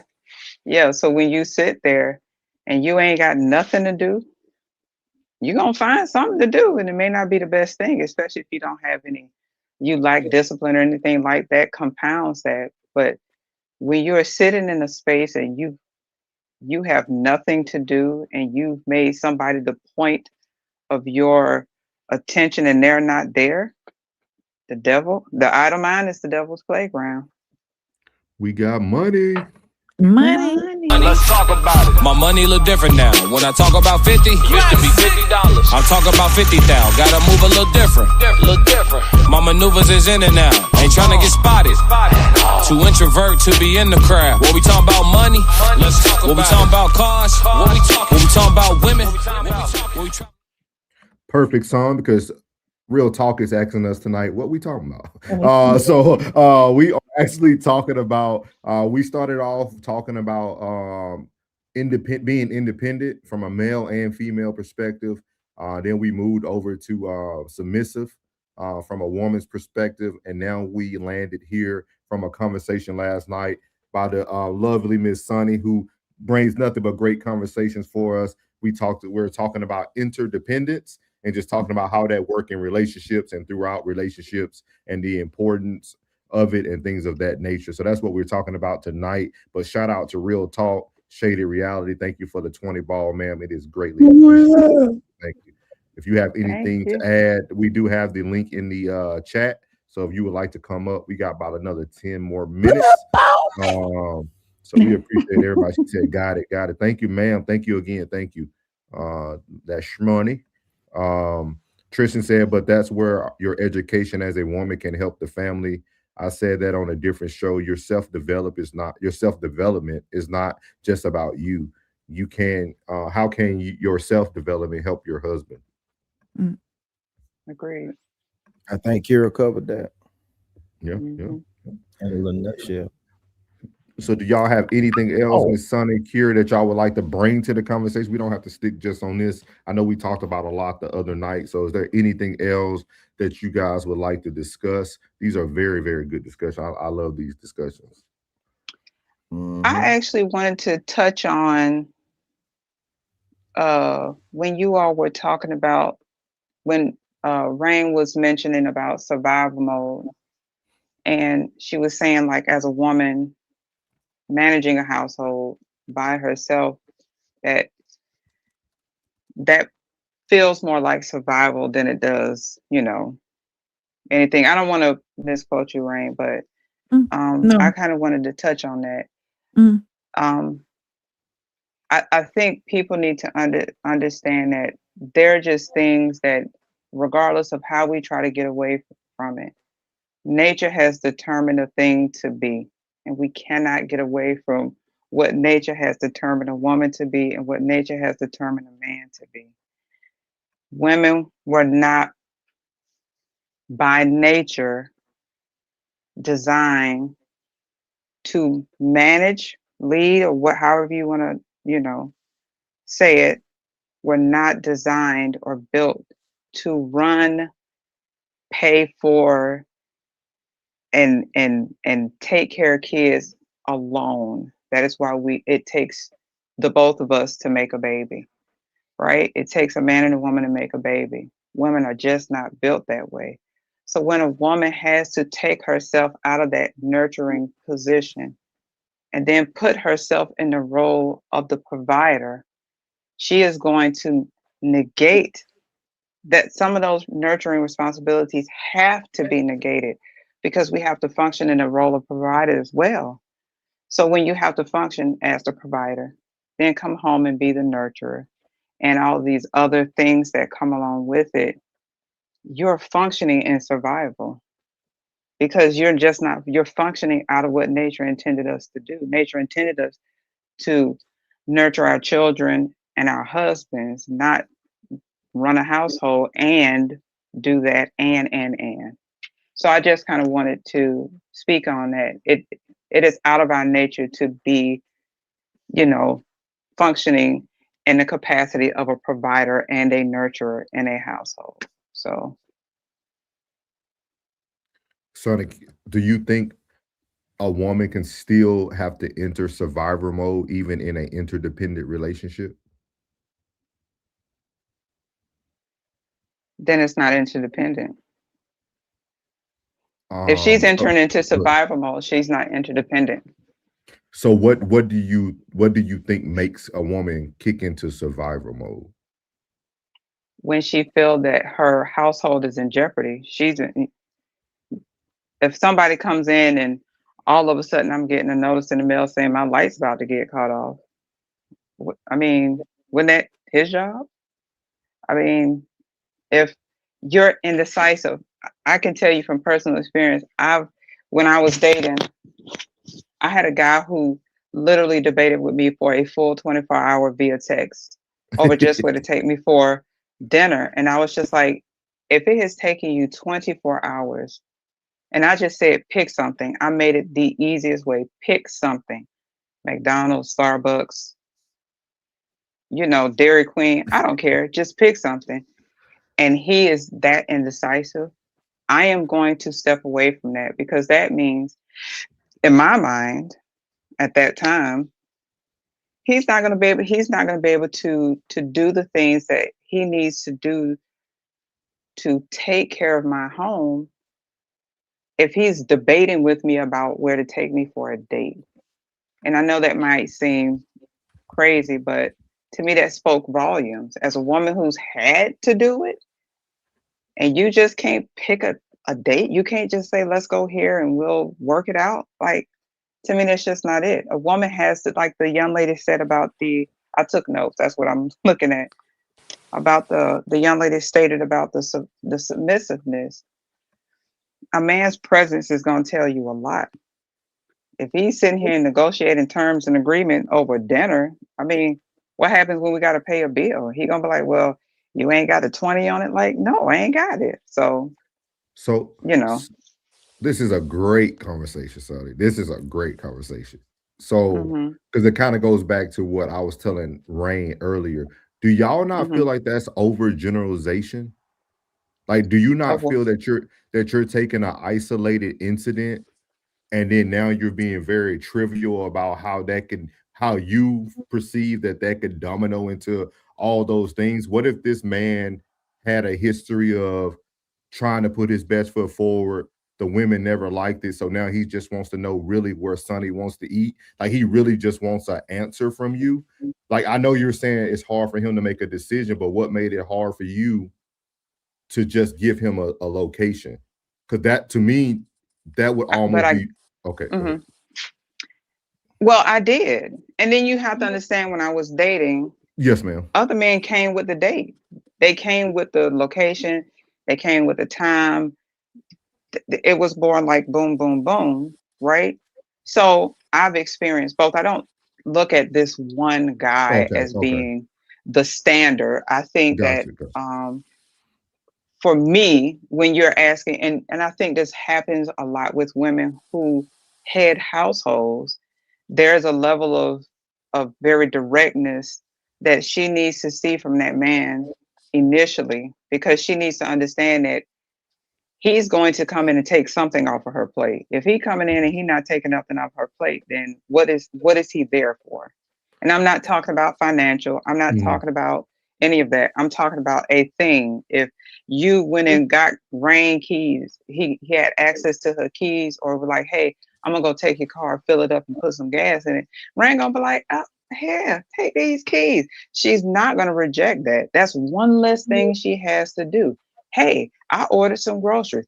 I just went and picked them up for you. And here's, whatever, right? It's the things that we do in our day-to-day. What is he taking off of my plate to allow me to kind of function in more of this space where I can just focus on myself and my child and him? If he's not going to be there to do that, then why am I going to come out of my state for a promise, a hope, and a dream? Yes, why would I do that? And just to let everybody know, the reason why I ask these open-ended questions is just because of what Miss Sunny said, right? Like, this is content, right? So a lot of people run with the first thing that people are saying, right? So if I don't ask clarifying questions, everybody who watches this will say, well, why is Sonny judging this man off of this one? But us getting background is what makes these conversations even broader and even better. Because like now we understand that she's not, because a lot of times all this clickbait and things that people talk about, it's because they're not getting the full side of it. You know what I mean? So that's the only reason why I ask these questions. It's not really for my benefit, but it's just more from the broad spectrum of when everybody watches this, they'll be able to say, oh, okay, she didn't just use this isolated incident, because initially that's what it sounds like, especially for men, right? We quick to judge what a woman is saying because we're not asking any other clarifying questions. So I just wanted to provide that. I never want you to feel like I'm pushing back on you. I'm literally just asking like open-ended questions so that when people listen to this, it makes more sense for them as well. I do have a question though for Sonny. Yes, ma'am.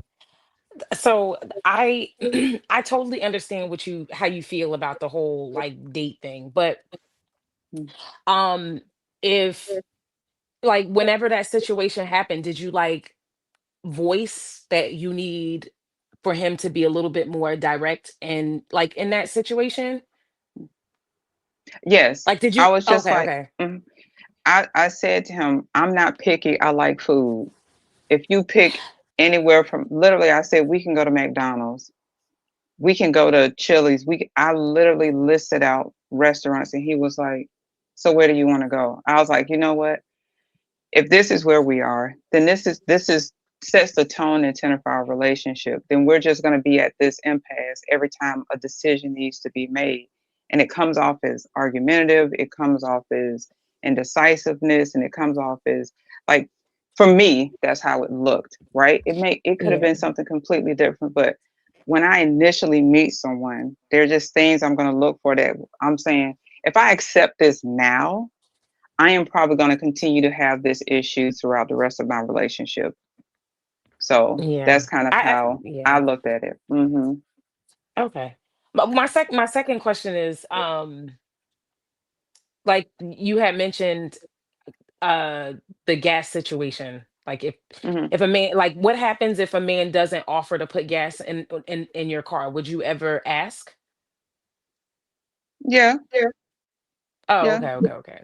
I mean, I have like hey, do you mind? I got an errand to run. Do you mind going and putting gas in the car? I understand that some things I'm going to have to state. Yeah, that's what I'm saying. Yeah, Sonny, you see what we're saying? Like I see where Kira's coming from, because I'm actually, because I would push back on your other, when you gave the scenario that I gave him these restaurants, but then he asked you where you wanted to go, you still wouldn't give him an answer. Like that to me as a man, I'm like, okay, because he's trying to put his best foot forward. I hear what you're saying. I'm just trying to get the whole picture of like, why was it hard for you to say, you know what, we can go to Chili's then? Like, why was it hard for you to do that at that moment? I'm sure you can do it now, but like, I think that's kind of what Kira is going with. It wasn't. Too. Like, it wasn't. I think. It wasn't. No, go ahead. I'm sorry. No, go ahead. It wasn't hard for me to do it at the moment, right? I gave him this, right? I told him where I would like to go. I made it very easy. And I was like, hey, he gave me his location. I was like, okay, well, this is kind of a middle point. Let's just meet here. And it was like, are you sure? And it's like, okay, you're asking me where I want to go. I'm giving you options. And then I'm like, okay, here is a midpoint that makes it easier for both of us to meet. And you're still, you know, at this point of you can't make a decision, then I'm like, okay, I have to ask myself, I'm just getting to know you. And if this is just getting to know you, if this is 24 hours of knowing you, and we're still at this point, what is the next 3, 6 months, or a year going to look like? That's how I look at it. I don't take a moment. I don't take a moment and say, oh, I'm just going to keep giving him chance after chance after chance. I'm kind of like, once you show me who you are, I'm going to believe you. So, and I-90 said, I don't seem agreeable. Okay. I mean, okay. I mean, At Sure. that No, moment, I at don't. that I moment, that he wasn't displaying the confidence that you needed in his leadership that To you me, he desired. wasn't. No, Yeah. Yeah. no. No, I had I Sonny, understand. oh, so I understand what she's saying. I definitely understand what you're saying, but I think that in a relationship, I think a lot like you deal with a lot of like heavy things like within a Hmm. marriage or within a relationship. But I think the Hmm. core of like healthy relationship is very light. Like everything doesn't always have to be so like heavy. Like throughout my Yes. day, I am laughing like 90% of my day. I think people probably think I'm Hmm. crazy, but that's just like life is heavy. Yes, we're dealing with heavy Hmm. things, but I think especially in a relationship, if this is going to be long term, everything shouldn't be like it shouldn't be that serious all the time about everything. And so I Right. think that I get what you're saying about, wanting a man to be a little bit more forward, a little bit more certain, but we gotta loosen up a little bit. And I love you, Sunny girl. I'm no. Don't get me wrong. Don't get me wrong. So here again. Here's my spiritual bag again. I have a sixth sense about certain things, and I just know I have learned from my experiences and from people that I've seen around me that there's just when you see a thing, don't and it gives you pause, don't question it. Just move on from it, right? He just wasn't my person. I don't think he was a bad guy, but he his confidence didn't seem where it needed to be in that relationship with me. Like when people's perfect example, you know, I'm in a leadership position in the things that I do in my day to day. I'm in the business of business. There are times I'm not going to give you an opportunity to sit here and waste my time. You're either going to make this decision, sign this contract, or do these things, or we're moving on. I don't have that opportunity, right? If my day is consumed with trying to figure out and manage people, places, and things, and you're going to come in and now I have to manage you too, it's not going to work. If that makes sense, it's just not. I'm not saying I'm disagreeable. I'm not saying that I won't. I just have a very short tolerance for people who go into this thing of well, I don't know. She said McDonald's, but then she said Chick-fil-A. Like if he didn't understand exactly what I wanted, then ask clarifying questions. Like when Soul said, well, let's get clarifying questions. Let's ask these things to clarify, opening the questions to get more clarity on what it is she likes, what it is she needs. Maybe he should have took more time in that, right? So I just know that there's a level of confidence that the people that I've had to deal with have to have a level of confidence because I've been told I'm intimidating and I'm all of these things. And I'm like, I'm probably the most mushiest person you'll meet, but okay. So, you and know. Son- and Sonny, I think we have a lot of things. We have a lot of similarities. With that being, no, I do. I'm serious. Like we got a lot of similarities, but Plug is a perfect example. So Mhm. to avoid the situation that you were in with him, I think you Mhm. need to lead with more transparency instead of trying to play the game of figure it out or your sixth sense. Like, for example, Plug, when me and Plug became friends, the first thing I told Plug is, I'm a horrible friend. Do not accept. No, no, no. Listen to me. I told him I'm a horrible friend. Do not expect the things out of me that you're going to do for me.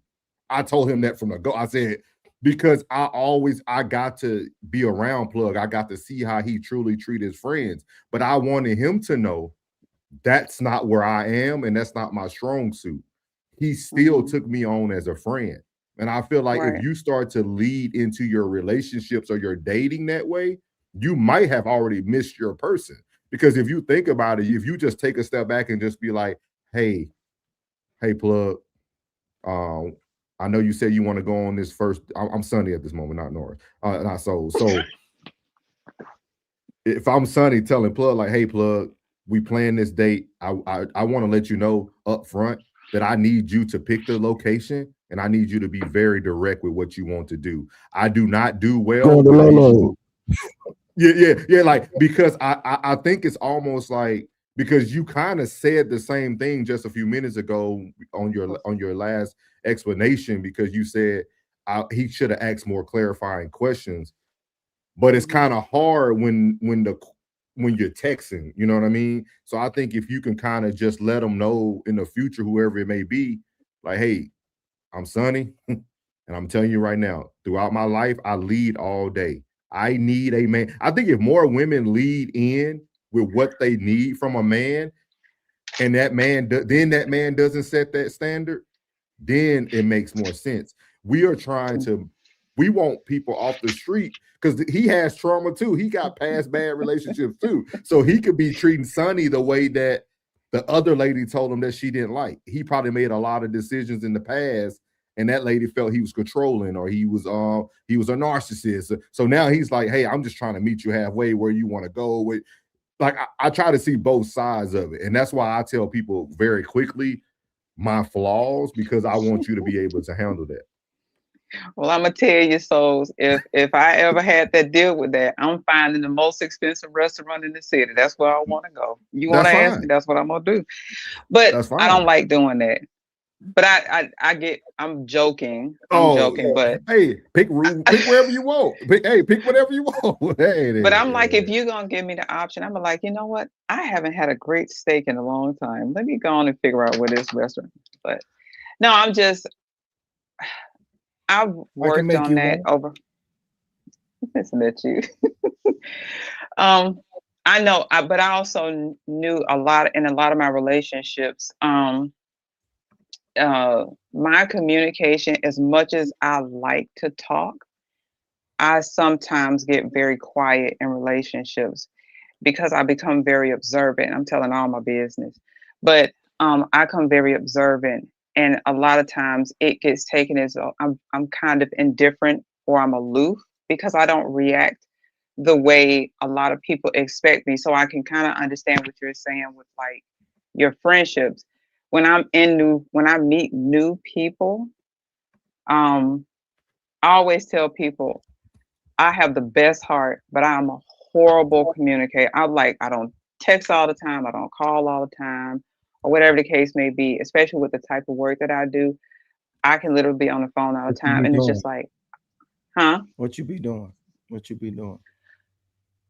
Right now, it seems like I'm the group counselor for the people that I'm managing, and one of my clients that I work with. It seems like I'm just managing a bunch of these people. However, I mean, and it can be exhausting. It's just my heart is always in the right place, and I have a love-hate relationship with people. So there are moments I love being around people, and lots of moments I hate being around people. But that's just because the world, I think I have a very unique perspective of the world. And I think when you are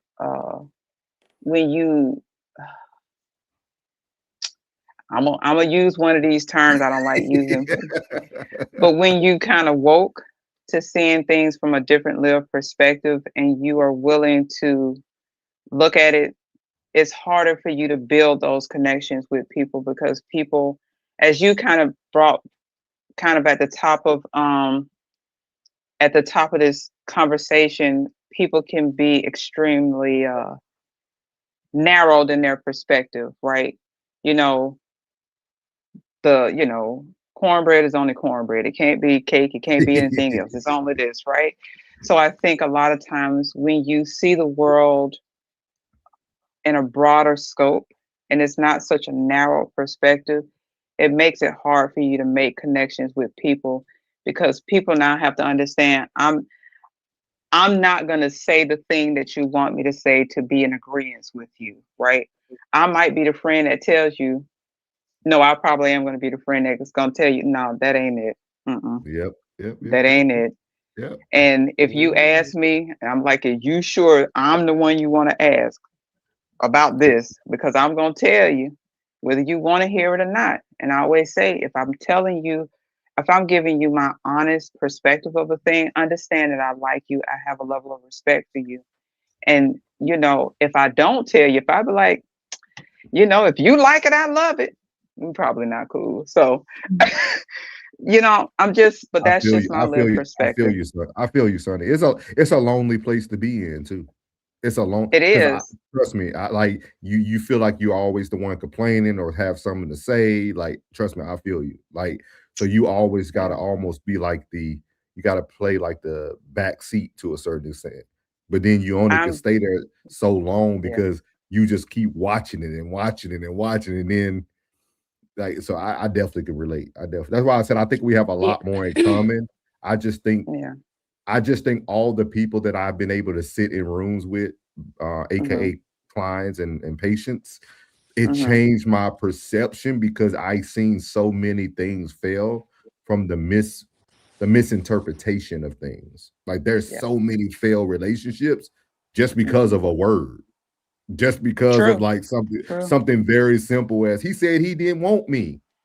And a person will be harping on. Go ahead, Kier. I'm sorry. Are you guys? I just have a really quick question. Are you guys both in the mental health field? Oh, I don't know what Sonny does. I don't know what Sonny does. Oh, okay. The only reason why I asked, I am like the polar opposite. Like I am very direct, but I'm soft with it. Like I always put boo in front of anything I want. Boo, could you do, or boo, I don't like, I always find a way to make it soft, but I am You have very, tact. very, You have I tact. guess. That's what they call it. Yeah, like You I have am, tact. yeah, like I am very, very direct. Like if it's something that, um, and there are certain times where I'm just like, oh, okay, I'm like easygoing. I don't really have an answer, or but I mean, I feel like communication is such a big thing. I don't sit back and let things happen. I like to handle things head on, have those hard conversations, and if I see it once, I like to shut it down right then and there. Like even like on this, I don't want to get too, no, I'm not gonna go there. But yeah, I just I am very direct because I want him to be the same way as well. If it's something that you see that is bothering you, let's address this right now, right here, right now, because I don't want this to fester. Because once it festers, it kind of balloons into something that isn't really it doesn't have to be that big. Like one like yeah, like even in a lot of relationships I see people, men and women, who suffer on like an intimate level because they don't express what they like, right? No, this is what I like, and we gonna get this, and we gonna make it work, and we going take off. You know what I mean? Like if it's something that I like to eat, I address it. Hey, this is what I like. I like to eat these things or whatever. This is what I don't like to eat, and then we make it work from there. Okay, like we need to be a lot more forthcoming with the things that we like if we want longevity, because whenever things fester, it just, I don't know, it's always a recipe for disaster for me. And you can be forward and still be soft. Well, in the business of business, you have to learn how to walk into a situation and read the room. I am not in the field of psychology. However, there was a moment in my life where I actually wanted to go to school to be a counselor. I just decided to take a different path. I've been told that's kind of my gift. And I was just like, well, I'll just, fake psychologize people on the internet. I'm kidding. I'm not going to do that. It's enough of them out there. But I do hold a special place in my heart for the mental health world. So I've done a considerable amount of reading in it, and I've studied a little bit, not to say I would, but I've made myself very aware in that because of the type of things that I do and the type of environments that I've had to work in. So you have to be tactful, because I've worked in environments where you have people with very fragile egos, right? Everything is based off of their, titles and pay grades and all this other kind of stuff. So it's like, okay. Well, when you walk in, you have to kind of say the thing with a smile, even though this person has no idea what they're talking about. So I think I've had to learn how to deal with tact or I'm going to say this and I'm going to land because y'all know I get up here and run my mouth all day. And it was money in the chat, I believe. So I think, too, that like when there were moments that I was just very direct with people, it was more of an offense. So I think I've over years that I've just learned how to be more, let me read the room a little bit, if you will. And then kind of operate from that space, because I understand that everyone that I've had to deal with in lots of different environments of different socioeconomic statuses, it doesn't matter how you say it, what you say, you're always going to be, the offense will always be taken. So I've just kind of learned to still kind of say what I need to say, but then also understand the environment. And I think in a relationship that impacts the relationships that I've had, because you carry it over. You can't take yourself out of the, these dynamics. You move from work into home. It's very hard to remove yourself from those dynamics. So I know that communication is one of the things, but I have to work. Even though I sit up here and run my mouth with y'all, with people that I've had intimate relationships in the past, it was very difficult for me to have those conversations sometimes, just simply because there were levels of rejection there. And it was kind of hard for me to be like, okay, well then I'm just going to shut up because they don't like what I had to say. So. Shout out. So we're gonna play this music for the money. Plug has to get something done, so I just want to respect his time. I appreciate everybody. Curious, Sonny, it's always a blessing to have you ladies come up. Sonny, I'm telling you, I'm gonna watch this back. We probably got 6 more shows we can do out of this whole conversation. We didn't even finish the first one. I know, so we're gonna do it next. We'll keep it going this week. Whenever we go live, we'll keep it going, and I'll let you know what's going on, because I think it's great to listen to the chat. You guys created a great show for us, and we appreciate everybody tonight. So we're gonna play this money, and then we're gonna get this thing on out so Plug can take care of this thing. Sorry to hold you up, big dog. So hold on 1 second. Are you making another beat, daddy? What up, nephew? And Genius is my dad. Hey, Lay. Classic. Bass. Hard times ain't nothing at all. Really come from a struggle. Move around Michael Buffer. Always ready to rumble. All that mean is off the muscle. Y'all can't match my hustle. Screen bucket, that's a cuzzo. Bigger key to no muzzle. Shout out to Classic as always. Appreciate the super chat. Class, he said, I believe when a relationship of any kind ends over something that appears to be petty, it's protection. Classic. Agreed. So we appreciate everybody in the chat tonight for all the comments tonight. We appreciate y'all's time. Thank you, Kira and Sonny, for giving us y'all time. It means a lot. I know time isn't something that we just give up. Real talk. Make sure you come back this week, man. We're gonna have Sonny back on this thing. I'm telling you, I'm about to go rewatch this. We're gonna come through with a few shows off of this. I think it's gonna be great content to keep talking about. People love talking about relationships, man, and if we can give an objective view of it, I think it's a great place to come watch it. So shout out to everybody in the war room tonight. Again, shout out to Kira, shout out to Miss Sonny, and as always, shout out to my greatest team. I got Uncle Plugg from Uncle Plugg TV. Got the First Lady and Soft Rain. Y'all make sure y'all tune in tomorrow. Soft Rain needs the same support tomorrow night. She's doing her first call-in show.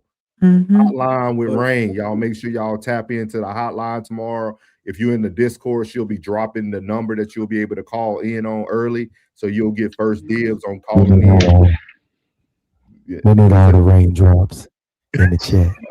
Yeah. Y'all come tomorrow night, 9:30 Eastern, 8:30 Central, same time that we always pull up with no middleman.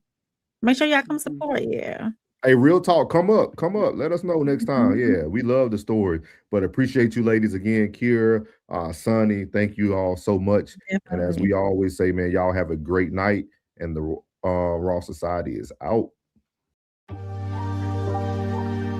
Why you ain't say nothing?